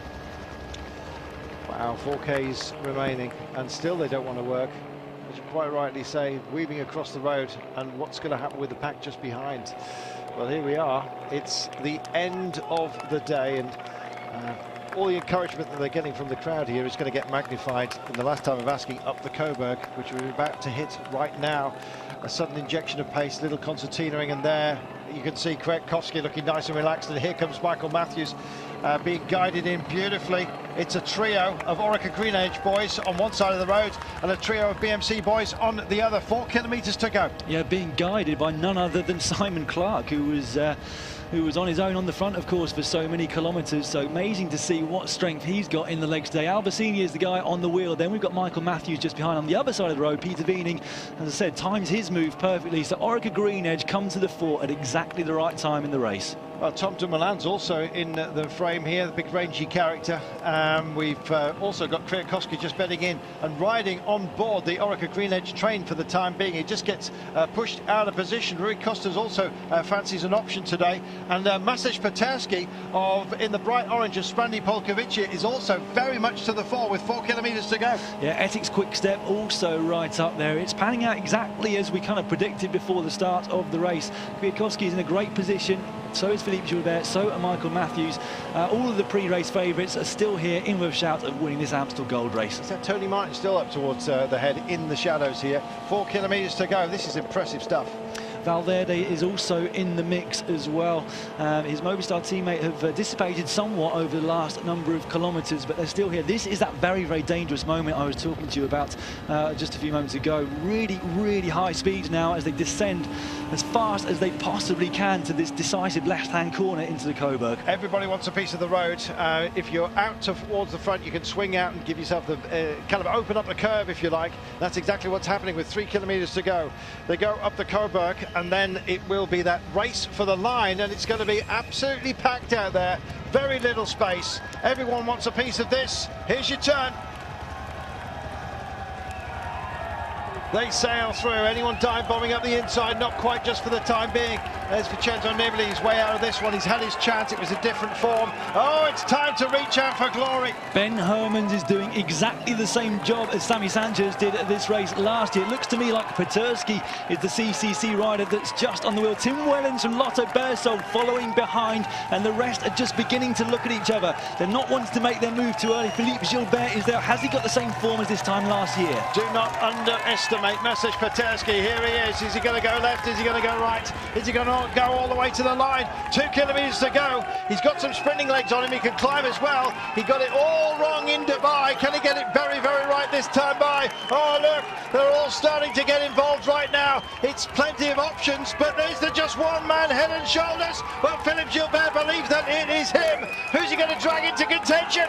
Well, Michael Matthews is doing everything that he possibly can to stay on the wheel of Philippe Gilbert, and for the moment he's doing an absolutely incredible job. He's still there, he's grimacing, but he just needs to get a little bit further up. This climb does tail off a few more metres, Michael Matthews, and you can stay on that wheel. Yeah, it flattens out. They might play cat and mouse, but if they do, they're going to get the world champion. Michael Kwiatkowski also involved. Kwiatkowski looks like he hasn't got the legs. Michael Matthews looks like he has. He's got the brightest smile out there. It might be the broadest grin as well. 2 kilometres to go. You've got to say that Matthews is the favourite right now as they crest it, and now it's the run for home. Oh, here comes Valverde, goes over to the barriers. He's trying to find the shortest way through. Matthews checks over his shoulder. He's going to light it up surely. He knows what the danger is. He's got to inject the speed right now with 2K still to go. Gilbert's still involved here. Kwiatkowski, I don't think so, but they could still come together. Well, Matthews is doing the right thing here now. He's making sure that the pace is still high. He doesn't want too many people to get back on, because then what they'll do is start looking at each other and start attacking. He wants to try and keep this group together towards the line, because as you said, Carlton, he's by far the fastest of the trio that we now have at the front. Philippe Gilbert, last year's winner from BMC. Michael Matthews on his wheel, and Alejandro Valverde there in third place. But we've got a big group coming up, Carlton. Yes, we certainly have. That is Caruso, incidentally, from Katusha. We've got Gasparotto also involved, and Matthews is alive to the danger. Kwiatkowski gets in. That will suit him as well. Goodness me, Kwiatkowski goes on the attack and drags Gasparotto with him at the same time in the blue there of Wanty Group Gobert. So Valverde up to the front is Gasparotto, that goes over to the right. There's the Flamme Rouge. A lot of talent here and still plenty of options, but what's Michael Matthews got? Possibly favoured for now. Valverde checks over his shoulder as Gilbert doesn't want to take it up. Well, here comes Jakob Fuglsang from Team Astana. Michael Matthews still in the perfect position at the moment to try and take the win from this very small group. He'll be hoping that there aren't too many attacks. Looks like Roman Kreuziger is also here. Philippe Gilbert has gone towards the back. Will Greg van Avermaet take the win here today? And that's Petersky, is it, on the right-hand side in the CCC kit. Dan Martin also there from Cannondale Garmin. Wow, we've got Nocentini as well from AG2 on the Mondial. They spread wide. Michael Matthews tries to trace in. Oh, look, they're lighting up, and it's Sky that are also getting involved. This is a fantastic move by them. Over towards the barriers, they're split, and they're just picking it up. Greg van Avermaet picks it. He starts to grind. So does Matthews in the centre of your screen. Kwiatkowski's got the nose. Oh, Kwiatkowski hits the line. Is he going to take it? Of course he is. The rainbow jersey is successful. Oh, he casts off the weight of it that he's carried all season, and the Amstel Gold Race belongs to that man. What a finale! Well, there's a race to take your maiden win in the rainbow jersey. Tim Wellens bringing the rest of the group behind across. Kwiatkowski, well, what a sprint from him. Things change over the course of a 260-kilometre race. Sprinters that are the fastest on paper don't necessarily become the fastest at the end of 6.5 hours. And Kwiatkowski, well, he's got a good sprint, and you have to say, not perhaps normally as good as Michael Matthews, but I think the Australian paid for that effort of staying with Philippe Gilbert up the Coburg. But hats off to this man. As I said, winning your first road race in the rainbow jersey is always a big moment, and if you do it in such a big classic as Amstel Gold, that feeling must be even better. Elation, great teamwork. Tony Martin softened them up, and the final blow was laid by the world champion. What a fantastic finale that was to a really, really difficult race. 258 kilometres of spike and hurt. That was great. Yeah, it was very much different to the past 2 years where we've seen solo winners. We speculated about a small group. I think you said 6 to 8. It was slightly bigger than that, which I certainly wasn't expecting. Lars Peter Nordhaug is the Norwegian rider from Team Sky who launched the sprint down the right-hand side of the road a little bit early. Rui Costa on the wheel, Valverde. Spike and hurt. That was great. Yeah, it was very much different to the past 2 years where we've seen solo winners. We speculated about a small group. I think you said 6 to 8. It was slightly bigger than that, which I certainly wasn't expecting. Lars Peter Nordhaug is the Norwegian rider from Team Sky who launched the sprint down the right-hand side of the road a little bit early. Rui Costa on the wheel, Valverde. And as I said, at that point, I had to say Michael Matthews looked to be the favourite. But you can see Kwiatkowski coming with some momentum, with some speed on the left-hand side of the road. And nobody was able to come past the world champion before they got to the line.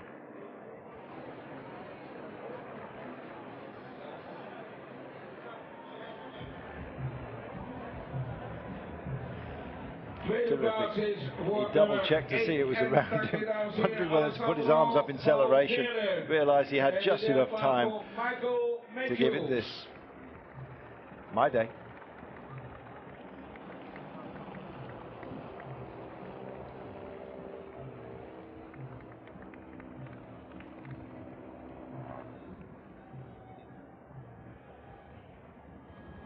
Great to have Dan Lloyd alongside us. Enjoyed yourself? Yeah, do like these one-day classics, I must admit, and that one left us waiting until the very last moment to see who the winner was going to be. I'm very pleased for this man. He seems like a very, very pleasant young man, really, to be in the World Champions jersey and getting such great results, of course.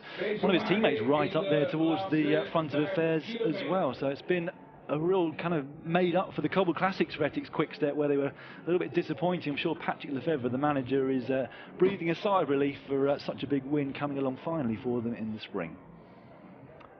Well, thanks for your company. My name's Carlton Kirby, alongside me Dan Lloyd, the aforementioned Bike and Hurt. That was great. Yeah, it was very much different to the past 2 years where we've seen solo winners. We speculated about a small group. I think you said 6 to 8. It was slightly bigger than that, which I certainly wasn't expecting. Lars Petter Nordhaug is the Norwegian rider from Team Sky who launched the sprint down the right-hand side of the road a little bit early. Rui Costa on the wheel, Valverde. And as I said, at that point, I had to say Michael Matthews looked to be the favourite. But you can see Kwiatkowski coming with some momentum, with some speed on the left-hand side of the road. And nobody was able to come past the world champion before they got to the line.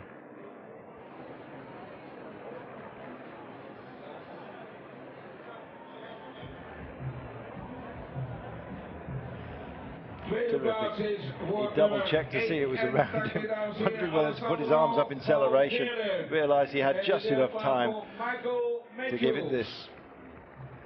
My day.